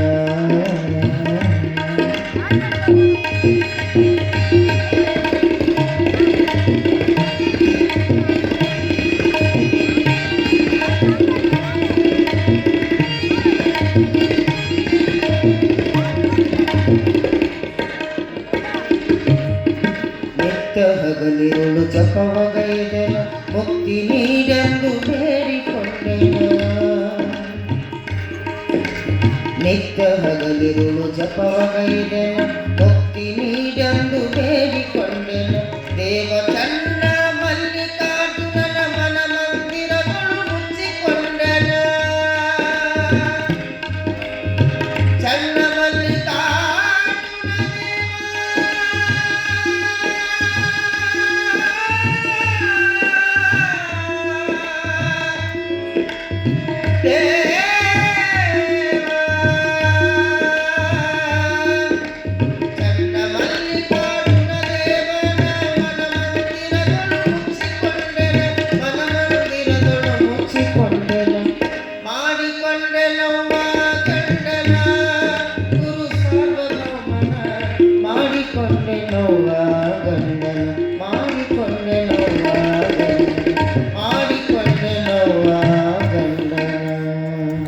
ಜೋರಾದ ಚಪ್ಪಾಳೆ ಕಲಾವಿದರು ನೋಡ್ರಿ. ಉಡುತಡಿಯಿಂದ ಅಕ್ಕ ಮಹಾದೇವಿ ನೇರ್ಲಿಗೆ ಬಂದದಕ್ಕೆ ಜೋರಾದ ಚಪ್ಪಾಳೆ ಆ ಬಾಲಕಿ. ಎಷ್ಟು ಚಂದ ನೋಡ್ರಿ. ಎಂತೆಂಥ ತಾಯಂದ್ರಿ ಜಗತ್ತಿನೊಳಗೆ ಅವತರಿಸಿ ಹೋಗ್ಯಾರ. ಅವ್ರ ಚರಿತ್ರೆಗಳನ್ನು ಓದ್ತಾ ಹೋದಾಗ ಮೈ ರೋಮಾಂಚನ ಆಗ್ತದ್ರಿ. ರೋಮಾಂಚನ ಆಗ್ತದೆ. ಇದನ್ನ ಹಾಳ ಕಟ್ಟಿ ಕುಂತು ಮಾತಾಡೋ ಬದಲಿಗೆ ಒಂದು ಅಕ್ಕನ ಚರಿತ್ರೆ ಪುಸ್ತಕ ಕುಂತು ಹೋದ್ರೆ ಎಷ್ಟೋ ಬದಲಾವಣೆ ಆಗ್ತದೆ. ಹೇಳ್ತಾಳ ಅಕ್ಕ, ಬೆಟ್ಟದ ಮೇಲೊಂದು ಮನೆಯ ಮಾಡಿ ಮೃಗಗಳಿಗೆ ಅಂಜಿದೊಡೆ ಎಂತಯ್ಯ, ಸಮುದ್ರದ ದಡದಲ್ಲೊಂದು ಮನೆಯ ಮಾಡಿ ನೆರೆತೆರೆಗಳಿಗೆ ಅಂಜಿದೊಡೆ ಎಂತಯ್ಯ, ಸಂತೆಯೊಳಗೊಂದು ಮನೆಯ ಮಾಡಿ ಶಬ್ದಕ್ಕೆ ನಾಚಿದೊಡೆ ಎಂತಯ್ಯ, ಚನ್ನ ಮಲ್ಲಿಕಾರ್ಜುನ ದೇವ ಲೋಕದಲ್ಲಿ ಹುಟ್ಟಿದ ಬಳಿಕ ಸ್ತುತಿಗೆ ನಿಂದೆಗಳು ಬಂದರೆ ಸಮಾಧಾನಿಯಾಗಿರಬೇಕು ಅಂತ. ಎಷ್ಟು ಅರ್ಥ. ಅಕ್ಕ ಮಹಾದೇವಿ ಉಡುತಡಿಯನ್ನ ಬಿಟ್ಟು ಕಲ್ಯಾಣದ ಕಡೆಗೆ ಮುಖ ಮಾಡಿಕೊಂಡು ಅಂತರಂಗದಲ್ಲಿ ಒಬ್ಬ ಗಂಡನನ್ನ ಇಟ್ಟುಕೊಂಡು ಬಹಿರಂಗದಲ್ಲಿ ಗಂಡನನ್ನ ಹುಡುಕಲುಂಟೆ. ಇವತ್ತ ಗಂಡಿದ್ದವಾಗ ಗಂಡನವಂಗ ಎಂಡ ಅನ್ನೋರು ಅದಾರ. ಇವತ್ತ ಗಂಡಗ ಒಣಗಿ ತಗೊಂಡು ನಿಲ್ಲವ್ರು ಅದಾರ. ಒಣಗಿ ಬಂದೈತ್ರಿ ವ್ಯಕ್ತಿ ಮ್ಯಾಗ ಮತ್ತೆ ತಗೊಂಡು ಹೋಗಿ ಹೊಡೆದ್ರಿ ಗಂಡಗೆ. ಮತ್ತೆ ಇವತ್ತು ಲಟ್ಟುನಿಗೆ ಮೂಲೆಯಾಗಿನ ಒಣಗಿ ಏನೂ ಸಾಲವಲ್ಲ ನಮ್ಮ ಅವುಗಳಿಗೆ. ಎಷ್ಟು ಗಂಡನನ್ನ ಹೆದರಿಕೆಯೊಳಗೆ ಇಟ್ಕೊಂಡಿರ್ತಾರಪ್ಪ ಅಂತಂದ್ರೆ ಊರಾಗ ಜಗದಾಡ್ತಿರ್ತಾನೆ. ಮೀಸಿ ತಿರುಗ್ಕೊಂತ ಮನ್ಯಾಗ ಹಿಂಗಾಗಿರ್ತಾವ, ಮೀಸಿ ಕೆಳಗೆ ಇಳಿದಿರ್ತಾವ. ಹಂಗ ಬಾಹ್ಯದೊಳಗೊಬ್ಬ ಗಂಡನನ್ನ ಅಂತರಂಗದೊಳಗೊಬ್ಬ ಗಂಡನನ್ನ ಇಟ್ಕೊಳ್ಳಿಲ್ಲ ತಾಯಿ ಅಕ್ಕ ಮಹಾದೇವಿ. ಒಂದೊಂದು ವಚನಗಳು ಎಷ್ಟು ಪ್ರಬುದ್ಧವಾಗಿದಾವು ಅಂತಂತಂದ್ರೆ ಬೆಳಗಿನ ವಚನಗಳು ಅಕ್ಕನು. ಇವತ್ತಿಗೂ ಕೂಡ ಅಕ್ಕ ಮಹಾದೇವಿ ತಾಯಿ ಒಂದೊಂದು ವಚನಗಳನ್ನ ಇವತ್ತು PhD ನಡೆದ PhD ಇನ್ನೂ ಅಧ್ಯಯನ ಮಾಡಕ್ಕಾಗಿಲ್ಲ ಅಂತ ವಚನ ಸಾಹಿತ್ಯ ಅಕ್ಕ ಮಹಾದೇವಿ. ಹೇಳ್ತಾರೆ, ಅಲ್ಲಮನ 5 ವಚನಕ್ಕೆ ಅಕ್ಕನ 1 ವಚನ ಸಮಭಾರದಯ್ಯ. ಆಧ್ವರ 60 ವಚನಕ್ಕಿಂತ ಅಜಗನ್ನನ 20 ವಚನ. ಎಷ್ಟು ಅದ್ಭುತವಾಗಿರ್ತಕ್ಕಂಥದ್ದು ಚನ್ನಬಸವಣ್ಣವರು ಹೇಳ್ತಾರೆ. ಬಹುಶಃ ಅಕ್ಕನ 1 ವಚನ ಇಡೀ ಕಲ್ಯಾಣದ ಶರಣರ ವಚನಗಳು ಒಂದು ತಕ್ಕಡೆಯಾಗಿ ಹಾಕಿದ್ರೆ ಅಕ್ಕ ಮಹಾದೇವಿ 1 ವಚನ ಸಮ ಬರ್ತಿದ್ದಿಲ್ಲ. ಅಷ್ಟು ತೂಕದ ವಚನಗಳು ಅಕ್ಕ ಮಹಾದೇವಿ, ಅಷ್ಟು ತೂಕದ ವಚನ. ಎಂಥ ಧೀರತನ ರೀ. ಈಗಿನ ಕಾಲಘಟ್ಟದೊಳಗ ಅಕ್ಕ ಮಹಾದೇವಿ ಬಗ್ಗೆ ನೆನೆಸ್ಕೊಳ್ಳೋದಂತಂದ್ರೆ ರೋಮಾಂಚನ. ಏನೂ ಇಲ್ಲದಂಗ ಆ ತಾಯಿ ಎಲ್ಲಿ ಉಡುತಡಿ, ಎಲ್ಲಿ ಕಲ್ಯಾಣ, ಎಲ್ಲಿ ಶ್ರೀಶೈಲ, ಅವಾಗ ಎಲ್ಲಿ ಗಾಡಿ ಇಲ್ಲ, ಬಸ್ ಇಲ್ಲ, ಟ್ರೈನ್ ಇಲ್ಲ, ಏನೂ ಇಲ್ಲ. ಅಂಥ ಕಾಲದೊಳಗೆ ಅಲ್ಲಿಂದ ಅಲ್ಲಿಗೆ ಬರ್ತಾರ ಅಂತಂದ್ರೆ ಶರಣರ ತಾಕತ್ತು ಎಷ್ಟು ಗಟ್ಟಿತ್ತು ಅನ್ನುವಂಥದ್ದನ್ನು ಅವಲೋಕನ ಮಾಡ್ಕೋಬೇಕು. ಶರಣರ ತಾಕತ್ತು. ಗಣಮಕ್ಕಳು ಬರೋದು ಬಿಡ್ರಿ, ಹೆಣ್ಮಕ್ಳು ಆ ತಾಯಿಯ ವಿಚಾರಧಾರೆಗಳು ಎಷ್ಟು ಪ್ರಬುದ್ಧ ಇದ್ದು ಅನ್ನುವಂಥ ಸುಮ್ಮ ಅವಲೋಕನ ಮಾಡ್ಕೊಡ್ರಿ ನೀವು. ಮೈ ಮೇಲೆ ಒಂದು ತುಂಡು ಬಟ್ಟೆ ಇಲ್ಲದ ಇಂತಹ ಸಮಾಜದೊಳಗ, ಕಾಮದ ದೃಷ್ಟಿಯಿಂದ ನೋಡುವಂತಹ ಆ ಸಮಾಜದೊಳಗ ಎಲ್ಲವನ್ನ ತೊರೆದು ಯೌವನದ ಸ್ವರೂಪಿಯಾಗಿರ್ತಕ್ಕಂಥ ಯುವತಿಯಾಗಿರುವಂತಹ ಹರೆಯದ ವಯಸ್ಸಿನೊಳಗ ಉಡುತಡಿಯನ್ನು ಬಿಟ್ಟು ಕಲ್ಯಾಣದ ಕಡೆಗೆ ಮುಖ ಮಾಡಿ ವಚನಗಳನ್ನು ಕೊಡ್ತಾಳ ಅಂತಂತಂದ್ರ ಅಕ್ಕ ಮಹಾದೇವಿ ಬಗ್ಗೆ ಹೇಳಕ್ ಕುಂತ್ರೆ ಒಂದೊಂದು ತಿಂಗಳು ಸಾಲಂಗಿಲ್ಲ. ಅದಕ್ಕೆ ಯಾಕೆ ಅಕ್ಕನ ಬಗ್ಗೆ ಇವತ್ತು ವಿಷಯ ಎತ್ಕೊಂಡ್ವಿ ಅಂತಂತಂದ್ರೆ, ಇವತ್ತು ಕನ್ನಡದ ಮೊದಲ ಕವಿಯತ್ರಿ ಆಗಿರ್ತಕ್ಕಂಥ ಅಕ್ಕ ಮಹಾದೇವಿ ಸ್ತ್ರೀ ಕುಲಕ್ಕೆ ಬಹುಶಃ ಒಂದು ದೇವಸ್ಥಾನಕ್ಕೆಷ್ಟು ಗೋಪುರ ಬಹಳ ಮುಖ್ಯ ಆಗಿರ್ತದ, ಆ ಗೋಪುರಕ್ಕೆ ಕಳಸವೂ ಅಷ್ಟೇ ಮುಖ್ಯ ಇರ್ತದ. ಹಂಗೆ ಕಲ್ಯಾಣಕ್ಕೊಂದು ಕಳಸ ಯಾರು ಅಂತಂದ್ರೆ ಅಕ್ಕ ಮಹಾದೇವಿ ಕಳಸ ಕಳಸಿದ್ದಲ್ಲಿ ಒಬ್ಬ ದಿಟ್ಟ ಹೆಣ್ಮಗಳು ಕೂಡ ಈ ಸಮಾಜದಲ್ಲಿ ಪರಿವರ್ತನೆಯನ್ನು ಮಾಡಬಹುದು ಅನ್ನುವಂಥ ವಿಚಾರಧಾರೆಗಳನ್ನ ಈ ನಾಡಿನೊಳಗೆ ಕೊಟ್ಟಂತವಳು ಅಕ್ಕ ಮಹಾದೇವಿ. ಅದಕ್ಕೆ ಅಪ್ಪವ್ರು ಹೇಳಿದ್ರೆ ಆಗಲೇ ಹೋಗಿ ನೋಡಿ ಬರ್ಬೇಕು ನಾವೆಲ್ಲ ಅಂತ ಕ್ಷೇತ್ರಗಳನ್ನು. ಏನು ಉಡುತಡಿ ದೂರಿಲ್ಲ, ಇಲ್ಲೇ ಶಿವಮೊಗ್ಗ ಜಿಲ್ಲೆ ಶಿಕಾರಿಪುರ ತಾಲೂಕು ಭಾಳ ಅಂತಂದ್ರೆ ಇಲ್ಲಿಂದ 150-200 ಕಿಲೋಮೀಟರ್ ಒಳಗಡೆ ಹೌದಲ್ರಿ. ಶಿರಾಳಕೊಪ್ಪ, ಹಂಸಭಾವಿ ಶಿರಾಳಕೊಪ್ಪ ಇಲ್ಲೇ ನಾವು ನೋಡಿದ್ರೆ ಎಲ್ಲೆಲ್ಲೋ ಹೋಗ್ತೀವವ, ಇಲ್ಲೇ ನಮ್ಮ ಬಾಜುಕ್ ಇದ್ದಿದ್ದು. ಅದಕ್ಕೆ ಅಂತಾರಲ್ಲ ಹಿತ್ತಲಿ ಗಿಡ ಮದ್ದಲ್ಲ ಅಂತ. ಎಲ್ಲೆಲ್ಲವರೋ ಬರ್ತಾರೆ ಆ ಶರಣರು ನೋಡಿಕೊಂಡು. ಎಂತೆಂಥವರು ಕನ್ನಡ ನಾಡಿನೊಳಗೆ ಹುಟ್ಟಿದವರು, ಬಸವಣ್ಣವರು, ಅಕ್ಕ ಮಹಾದೇವಿ, ಚನ್ನಬಸವಣ್ಣ, ಎಂತೆಂಥವ್ರು ಈ ನಾಡಿನೊಳಗೆ ಹುಟ್ಟಿದ್ರು. ನಾವು ಆ ಕ್ಷೇತ್ರಗಳನ್ನು ಎಲ್ಲೆಲ್ಲೋ ಸಮಯ ಕಳಿ ಬದಲಿಗೆ ಅಲ್ಲೆಲ್ಲ ಹೋಗ್ಬೇಕು. ನಮ್ಮ ಮಕ್ಕಳಿಗೆ ನೋಡಿ ಇವತ್ತು ಎಷ್ಟು ಚಂದ ಕಿತ್ತೂರು ಚೆನ್ನಮ್ಮನೆ ನೀವು ಹಂಗೆ ನೋಡ್ಬೇಡ, ಹೆದರಿಗೆ ಬರ್ತೈತೆ ಹಿಂಗೆ ನೋಡಾಗತ್ತ. ಆಕೆ ಕಟ್ಟಗೆ ಹಿಡ್ಕೊಂಡ್ ಬಂದಾಳ, ಕೊಣಿಕೆ ತಂದಾಳ, ಅಲ್ಲೊಬ್ಬ ರೈತ ಬಂದಾನ, ಎಷ್ಟು ಚಂದ ಆಗ್ಯಾರ. ಮಕ್ಕಳಿಗೆ ಒಂದು ಜೋರಾದ ಚಪ್ಪಾಳೆ ತಟ್ರಿ. ನಾವು ಮಕ್ಕಳಿಗೆ ಇಂಥ ವೇಷಭೂಷಣಗಳನ್ನು ಹಾಕ್ಬೇಕಾಗಿತ್ತು. ಹೇಳಿದ್ದಲ್ಲ ಮೊನ್ನೆ, ಹೊಡಿ ಮಗ ಬಿಡಬೇಡ ಅವನ ಮ್ಯಾಲ ಬಂದು ನನ್ನ ಹೊಡ್ಯಾಕ್ ಬಂದಿದ್ದವ, ಇವನು ಹೊಡಿಬೇಡ ಅಂದ್ರೆ ಮುಂದೆ ನಿನ್ನ ಹೊಡಿತಾನ. ಅದಕ್ಕಾಗಿ ಮಕ್ಕಳಿಗೆ ಇಂತಹ ಪ್ರೇರಣಾತ್ಮಕವಾಗಿರ್ತಕ್ಕಂಥ ವಿಚಾರಧಾರೆಗಳನ್ನು ಕಲಿಸುವಂಥ ಕೆಲಸವನ್ನು ಇವತ್ತು ಬಹುಶಃ ನೇರ್ಲಿಗೆ ಉತ್ಸವ ಕೇವಲ ಥಿಯರಿ ಹೇಳಕತ್ತಿಲ್ಲ, ಪ್ರಾಕ್ಟಿಕಲ್ ರೂಪವಾಗಿ ಶರಣರನ್ನು ತಯಾರು ಮಾಡಕತ್ತದ. ಈ ವೇದಿಕೆ ಶರಣರು ತಯಾರಾಗಲ್ಲ, ಎಲ್ಲ ತಯಾರಾಗಕತ್ತದ. ನೋಡಿ ಎಷ್ಟು ಚಂದ ಅಕ್ಕ ಮಹಾದೇವಿ ಶರಣರ ವೇಷಧಾರಿಯಾಗಿ ಬಂದಾರ. ಇದು ಮಕ್ಕಳ ಮೇಲೆ ಪರಿಣಾಮ ಬೀಳ್ತದ್ರಿ. ಅಕ್ಕ ಮಹಾದೇವಿ ಯಾರು ಅಂತಕ್ಕಂಥ ಓದ್ಲಿಕ್ಕೆ ಪ್ರಾರಂಭ ಮಾಡ್ತಾರ, ವಚನಗಳನ್ನು ತಿಳ್ಕೊಳ್ಳಿಕ್ಕೆ ಪ್ರಾರಂಭ ಮಾಡ್ತಾರ. ಮನ್ಯಾಗ ನೀವೆಲ್ಲ ತಂದೆ ತಾಯಿಗಳು ನೀವು ಮೊಬೈಲ್ ಹಿಡ್ಕೊಂಡು ಕುಂಡ್ರ ಬದ್ಲಿಗೆ ಒಂದು ಪೇಪರ್ ಪುಸ್ತಕ ಹಿಡ್ಕೊಂಡು ಕುಂದರಿ. 1 ದಿನ 2 ದಿನ 3 ದಿನ ಹಂಗ ಓದ್ರಿ. ನೀವು 4ನೇ ದಿನ ನಿಮ್ಮ ಕೈಯಾಗಿನ ಬುಕ್ ಕಸ್ಕೊಂಡು ನಿಮ್ಮ ಮನೆಯ ಮಕ್ಕಳು ಓದಕ್ಕೆ ಚಲೋ ಮಾಡ್ತಾವೆ. ಮೊದಲ ನಾವು ಓದ್ಲಿಕ್ಕೆ ಪ್ರಾರಂಭ ಮಾಡ್ಬೇಕು. ಟೇಬಲ್ ಮೇಲೆ ಮೊಬೈಲ್ ಇಟ್ನೆ, ತಿರ್ಸಿ ಇಟ್ನೆ, ಅದನ್ನ ಇಟ್ನೆ ಅನ್ನೋ ಬದಲಿಗೆ ಇನ್ನು ಮೇಲೆ ಪ್ರತಿಯೊಬ್ಬರ ಮನೆಯ ಟೇಬಲ್ ಪಡಸಾಲಿ ಒಳಗ ಒಂದೊಂದು ಬಸವ ಗ್ರಂಥವನ್ನ, ವಚನ ಸಾಹಿತ್ಯದ ಗ್ರಂಥವನ್ನು ಇಡುವಂತ ಕೆಲಸ ಮಾಡಿ. ಪ್ರತಿಯೊಂದು ಮಗುವಿಗೂ ವಚನಗಳನ್ನು ಕಲಿಸ್ರಿ. ಯಾರ ಜೀವನದೊಳಗೆ ವಚನ ಪಚನ ಆಗ್ತಾವೋ ಅವರ ಬದುಕು ಬಹಳ ಬೆಳಕಾಗ್ತದೆ ಅನ್ನುವಂಥ ವಿಚಾರ. ಆ ನಿಟ್ಟಿನೊಳಗ ಒಂದು ಕಡೆಗೆ ಉಡುತಡೆಯಿಂದ ಅಕ್ಕ ಮಹಾದೇವಿ ಬರಾಕತ್ತಾಳ, ಇನ್ನೊಂದು ಕಡೆಗೆ ಅಲ್ಲಮರು ಬರ್ತಾ ಇದ್ದಾರ. ಕಲ್ಯಾಣದ ಅಂಗಳದೊಳಗ ಬಸವಣ್ಣ ಅನುಭವ ಮಂಟಪವನ್ನು ಸಿದ್ಧಗೊಳಿಸ್ಯಾನ. ಅನುಭವ ಮಂಟಪದೊಳಗ ಶೂನ್ಯ ಪೀಠ ತಯಾರಾಗ್ಯದ. ಅನುಭವ ಮಂಟಪ ಸ್ಥಾಪನೆಯಾಗಿ 12 ವರ್ಷ ಕಾಲ ಶೂನ್ಯ ಪೀಠಕ್ಕೆ ಯಾರನ್ನು ಕುಂಡ್ರಿಸ್ಬೇಕು ಆ ಪೀಠಕ್ಕೆ ಅಂತಕ್ಕಂತಹ ಕಾತರತೆ ಒಳಗೆ ಬಸವಣ್ಣ ಕಾಯ್ಕೊಂತ ಅನುಭವ ಮಂಟಪದೊಳಗೆ ಕುಂತಾನ.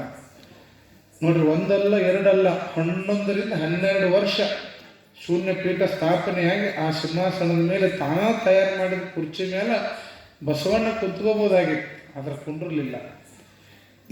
ಈ ಸ್ಥಾನವನ್ನು ಏರ್ಲಿಕ್ಕೆ ಒಬ್ಬ ನಿಜ ಜಂಗಮನೇ ಬರಬೇಕು. ಆ ನಿಜ ಜಂಗಮ ಬಂದೇ ಬರ್ತಾನ ಅನ್ನುವಂಥ ವಿಶ್ವಾಸ ಬಸವಣ್ಣನಲ್ಲಿ ಮೂಡಿತ್ತು. ಅದು ಯಾವ ಜಂಗಮ ಬಂದ ಆ ಶೂನ್ಯ ಪೀಠವನ್ನು ಅಲಂಕರಿಸ್ತಾನ, ಯಾರು ಆ ಶೂನ್ಯ ಪೀಠವನ್ನು ಅಲಂಕರಿಸಿ ಅನುಭವ ಮಂಟಪವನ್ನು ಮುಂದುವರಿಸ್ತಾರ, ಅನುಭವ ಮಂಟಪದಲ್ಲಿ ನಡೀತಕ್ಕಂಥ ಚರ್ಚೆಗಳು ಏನು, ಅಲ್ಲವರು ಬಂದ ಮೇಲೆ ಅನುಭವ ಮಂಟಪದಲ್ಲಿ ಏನು ಬದಲಾವಣೆ ಆಗ್ತದೆ ಅನ್ನುವಂಥ ವಿಚಾರಗಳನ್ನು ನಾವು ನಾಳೆಯ ದಿನದ ಪ್ರವಚನದಲ್ಲಿ ನೋಡೋಣ ಅನ್ನುವಂಥ ಮಾತನ್ನು ತಿಳಿಸ್ತಾ, ವಿಶೇಷವಾಗಿ ಇವತ್ತಿನ ದಿನ ನಾವು ಹೆಬ್ಬಾಳ ಗ್ರಾಮಕ್ಕೆ ಹೋಗಿದ್ವಿ. ಎಲ್ರಿ, ಹೆಬ್ಬಾಳ ಗ್ರಾಮಕ್ಕೆ ಹೋಗಿದ್ವಿ. ಬಹುಶಃ ಹೆಬ್ಬಾಳ ನಮ್ಮ ತಾಲೂಕಿಗೆ ಸಂಬಂಧಪಟ್ಟ ಊರಲ್ರಿ. ಅದು ಶಿರಹಟ್ಟಿ ತಾಲೂಕು, ಗದಗ ಜಿಲ್ಲಾ. ಎಷ್ಟು ಅಭಿಮಾನದಿಂದ ನಮ್ಮನ್ನು ಅಲ್ಲಿ ಶಾಲಾ ಮಕ್ಕಳು, ಅಲ್ಲಿ ಹಿರಿಯರು ನಮ್ಮನ್ನು ಕರ್ಕೊಂಡ್ರು ಅಂತಂದ್ರೆ ಬಹುಶಃ ಹೆಬ್ಬಾಳದ 40 ಭಾಗದ ಜನ ಇವತ್ತು ನಮ್ಮನ್ನು ಅದ್ಧೂರಿಯಾಗಿ ಹೆಬ್ಬಾಳದೊಳಗೆ ಮೆರವಣಿಗೆ ಮಾಡಿ ಕರ್ಕೊಂಡು ವೀರಭದ್ರೇಶ್ವರ ದೇವಸ್ಥಾನ ಕರ್ಕೊಂಡು ಹೋದ್ರು. ವಿಶೇಷವಾಗಿ ಹೊಸ ವರ್ಷ ಇವತ್ತು. ನಿನ್ನೆ ರಾತ್ರಿ 12 ಗಂಟೆಯಿಂದ ಮುಂಜಾನೆ ಟಿವಿಯಾಗ ನೋಡಿದ್ವಿ ನಾವು, ಮೊಬೈಲ್ನಾಗೆಲ್ಲ ಎಲ್ಲರೂ ತೇಲಾಡಕತ್ತಾರ. ಮೈಯಾಗ ಪರಮಾತ್ಮ ಬಂದ ನ್ಯೂ ಇಯರ್ ಹೆಣ್ಮಕ್ಳಂತೂ ನೋಡಂಗಿಲ್ಲ. ಬೆಂಗಳೂರಾಗ ಗಾಂಧಿನಗರದಾಗಂತೂ ಏನು ನೋಡುವಂಗಿಲ್ಲ. ಹೆಣ್ಮಕ್ಳನ್ನೆಲ್ಲ ಹೊತ್ಕೊಂಡು ಹೋಗಕ್ಕೆ ಆಂಬುಲೆನ್ಸ್ ಬಂದವು, ಟಿವಿಯಾಗ ತೋರ್ಸಾಗತ್ತ. ಒಳಗೆ ಸೇರಿದರೆ ಏನೋ ಅಂತದ್ದು ಬೇರೆ ಗುಂಡು ಅಂತ ಅವು ಹಾಡ ಹಚ್ಚಾರ ಅವರು. ಅದಕ್ಕೆ ಕುಡಿದು ಕುಪ್ಪಳಿಸಿ ಮಜಾ ಮಾಡಿ ನ್ಯೂ ಇಯರ್ ಅವರು ಆಚರಣೆ ಮಾಡಿದ್ರ ವಚನ ಸಾಹಿತ್ಯವನ್ನ ಶರಣರ ಚಿಂತನೆಗಳನ್ನ ಕೇಳ್ಕೊಂತ ಹೊಸ ವರ್ಷ ಆಚರಣೆ ಮಾಡಿದವರು ಯಾರು ಅಂತಂದ್ರ ನಮ್ಮ ನೀರಲಿಗೆಯ ಭಕ್ತರು ಇವತ್ತು ಹೊಸ ವರ್ಷವನ್ನು ಆಚರಣೆ ಮಾಡ್ಯಾರ. ಶರಣರ ಬದುಕು ಚಿಂತನೆಗಳನ್ನು ಕೇಳ್ಕೊಂತ ನಾವು ಹೊಸ ವರ್ಷ ಹೊಸ ದಿನಕ್ಕೆ ಪ್ರಾರಂಭದ ಹೆಜ್ಜೆಯನ್ನು ಇಟ್ಟಿದ್ದೀವಿ. ಇವತ್ತಿನ ದಿನ ನಮ್ಮ ಮಕ್ಕಳು 1ನೇ ತಾರೀಕು ನಾವು ಹೇಳ್ದಂಗ ಇವತ್ತು ಅವರವ್ರ ಪಾತ್ರಕ್ಕೆ ಒಬ್ಬೊಬ್ಬರು ಒಂದೊಂದು ತಗೊಂಡು ಬಂದಾರ. ಮತ್ತು ಅವ್ರಿಗೂ 5-5 ನಿಮಿಷ ಬೇಕು. ಹೀಗಾಗಿ ಅವರಿಗೆ ಕಾಲಾವಕಾಶವನ್ನು ಕೊಡೋದ್ರ ಜೊತೆಗೆ ನಮ್ಮ ಅಕ್ಕ ಮಾದೇವಿ ಏನು ಹೇಳ್ತಾಳ, ನಮ್ಮ ಚೆನ್ನಮ್ಮ ಏನು ಹೇಳ್ತಾಳ, ಅವರೆಲ್ಲ ಏನು ಹೇಳ್ತಾರ ಅನ್ನುವಂಥದ್ದನ್ನು ಅವರಿಗೆ ಅವಕಾಶವನ್ನು ಕೊಡೋಣ. ಮತ್ತು ನಾಳೆ ದಿನ ಬೆಳಿಗ್ಗೆ ಇಟಗಿ ಮತ್ತು ಬೆಳ್ಳಟ್ಟಿ ಗ್ರಾಮಕ್ಕೆ ಬೆಳಗ್ಗೆ 7 ಗಂಟೆಗೆ ನಾವು ನಾಳೆ ದಿನ ಇಟಗಿ ಗ್ರಾಮಕ್ಕೆ ಹೋಗಬೇಕಾಗಿದೆ. ನಾಳೆ ಅಲ್ಲಿ ಜಾತ್ರೆ ಇರೋದ್ರಿಂದ ಬೇಗ ಬರ್ರಿ ಅಂತ ಹೇಳ್ಯಾರ. ಹೀಗಾಗಿ ನಮ್ಮ ಭಜನಾ ಸಂಘದವರು, ನಮ್ಮ ಹಿರಿಯರು ನಾಳೆ ಬೆಳಗ್ಗೆ ಸರಿಯಾಗಿ ಬೇಗನೆ ತಯಾರಾಗಬೇಕು ಅನ್ನುವಂಥ ಮಾತನ್ನು ತಿಳಿಸ್ತಾ ಈಗ ಮಕ್ಕಳ ಕಡೆಯಿಂದ ಅವರವರ ಒಂದು ಪಾತ್ರವನ್ನು ನಾವು ನೋಡೋಣ. ಕೊಡ್ರಿ ಕೈ ಕೊಡ್ರಿ.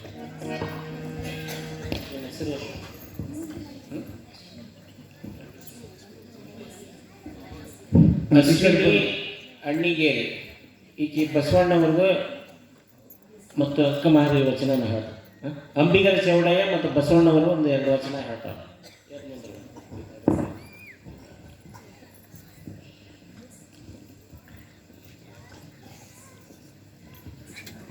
ಬಡತನಕ್ಕೆ ಉಂಬುವ ಚಿಂತೆ ಉಣ್ಣಲಾದರೆ ಇಡುವ ಚಿಂತೆ ಉಡಲಾರದೆ ಇಡುವ ಚಿಂತೆ ಇಡಲಾದರೆ ಹೆಂಡರ ಚಿಂತೆ ಹೆಂಡರಾದರೆ ಮಕ್ಕಳ ಚಿಂತೆ ಮಕ್ಕಳಾದರೆ ಬದುಕಿನ ಚಿಂತೆ ಬದುಕಾದರೆ ಕೇಡಿನ ಚಿಂತೆ ಕೇಡಾದರೆ ಮರಣದ ಚಿಂತೆ ಮರಣಾದರೆ ಇಂತಿ ಹಲವು ಚಿಂತೆಯನ್ನು ಕಂಡನು ಶಿವನ ಚಿಂತೆ ಇದ್ದೊಬ್ಬರನ್ನು ಕಾಣದಾತ ನಮ್ಮ ಅಂಬಿಗರ ಚೌಡಯ್ಯ ನಿಜ ಶರಣ. ಕೊಳಬೇಡ ಹುಸಿಯ ನುಡಿಯಲು ಬೇಡ, ಅನ್ಯರಿಗೆ ಅಸಹ್ಯ ಪಡಬೇಡ, ತನ್ನ ಬಣ್ಣಿಸಬೇಡ, ಇದಿರ ಅಳಿಯಲು ಬೇಡ. ಇದೆ ಅಂತರಂಗ ಶುದ್ಧಿ, ಇದೆ ಬಹಿರಂಗ ಶುದ್ಧಿ, ಇದೆ ನಮ್ಮ ಕೂಡಲ ಸಂಗಮ ದೇವ ಒಲಿಸುವ ಪರಿ ಬಸವಣ್ಣ.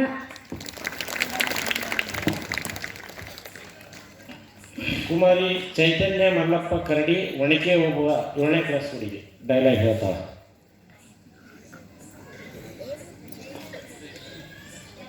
ಆಕ್ಷನ್ ಮಾಡಿ ಡೈಲಾಗ್ ಹೇಳ್ತಾಳ. ಆಕ್ಷನ್ ಮಾಡಿ ತಲೆ ಹೊಡೆದು ಯಾವ ಜಾತ್ರೆ ಮಾಡೋದ ಪಾಪ ಅದನ್ನು ನೋಡಿದ್ರೆ ಒನಕೆ ಸೈಜ್ ಅದಾನೆ ಅವನು. ಹುಡುಗರಿಗೆ ಒಂದು ಜೋರಾದ ಚಪ್ಪಾಳೆ ತಟ್ಟಿ ಬರಬೇಕನ್ನೋ ಧೈರ್ಯ ಮಾಡ್ಯಾರಲ್ರಿ, ಅದು ಭಾಳ ದೊಡ್ಡದದ.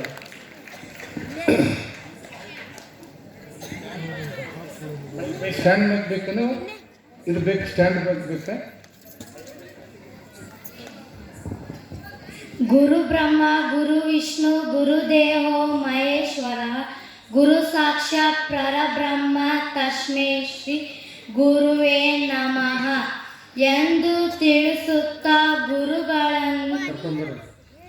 ಗುರುಗಳನ್ನು ಮನನಾಳದಲ್ಲಿ ಸ್ಮರಿಸುತ್ತೇನೆ. ಎಲ್ಲರಿಗೂ ಶುಭೋದಯ. ನನ್ನ ಹೆಸರು ಚೈತನ್ಯ. ನಾನು ಮಾಡುವ ಪಾತ್ರ ಒನಕೆ ಓಬವ್ವನ ಪಾತ್ರ. ಮ್ಯಾಲೆ ಕರ್ಕೊಂಬರ್ರಿ, ಸ್ವಾಮಿಗಳು ಬಂದಾರ ನೋಡ್ರಿ, ಕರೀರಿ ಮ್ಯಾಲೆ ಕರೀರಿ. ಬಾಲ ಸಂಘಗಳು ಇದೆಲ್ಲ ನೋಡ್ರಿ, ಕಲ್ಯಾಣದ ಅನುಭವ ಅಂತ ಇಲ್ಲೇ ತಯಾರಾಗತ್ತೆ. ಕುಂದ್ರಿ, ಮುಂದೆ ಕುಂಡಿಸ್ರಿ, ಇಲ್ಲೇ ಬರ್ರಿ, ಇಲ್ಲಿ ಮುಂದೆ ಕುಂಡಿಸ್ರಿ ಕೈ ನಮ್ಮ ಮುಂದೆ. ಹಾಂ ಕುಂದ್ರಿ ಸ್ವಾಮಿ, ಇಲ್ಲೇನು ಪ್ರಸಾದ ಇಲ್ಲಿ ಮತ್ತೆ ಇಲ್ಲೇ ಊಟಕ್ಕೆ ಕುಂತಿರ್ತಾರೆ. ಮಾಡ ಪಾತ್ರ ಅಲ್ಲಿ ಮೈಕ್ ಹಿಡಿದು ಮಾಡ್ಯಾವ್ರಿ, ಹಿಡ್ಕೊಂಡು ಮಾಡ್ಯಾವ. ಅಯ್ಯೋ ಹೊತ್ತಾಯ್ತಲ್ಲ, ನನ್ನ ಪತಿರಾಯ ಬಂದೇ ಇಲ್ಲ ಊಟ ಮಾಡಲು. ಹೋ ಸರ್ದಾರ ಬಾ, ಹೋ ಸರ್ದಾರ ಬಾ.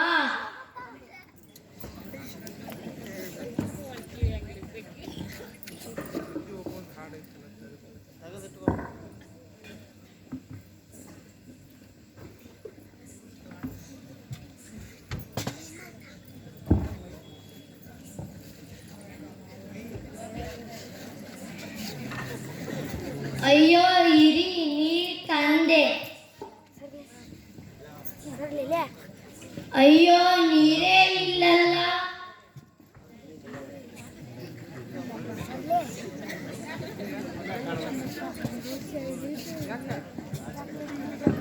ಅಯ್ಯೋ ಏನೋ ಸದ್ದು ಕೇಳ್ತೆ ಇದೆ ಅಲ್ಲ. ನಮ್ಮ ಕೋಟೆಯನ್ನು ದಾಳಿ ಮಾಡಲು ಯಾರೋ ಬಂದಿದ್ದಾರೆ.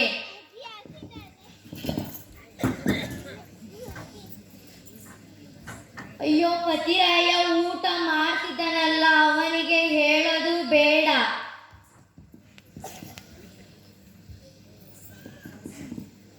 ಇದೇ ಸರಿ ದುಷ್ಟರನ್ನು ಸಂಹರಿಸಲು.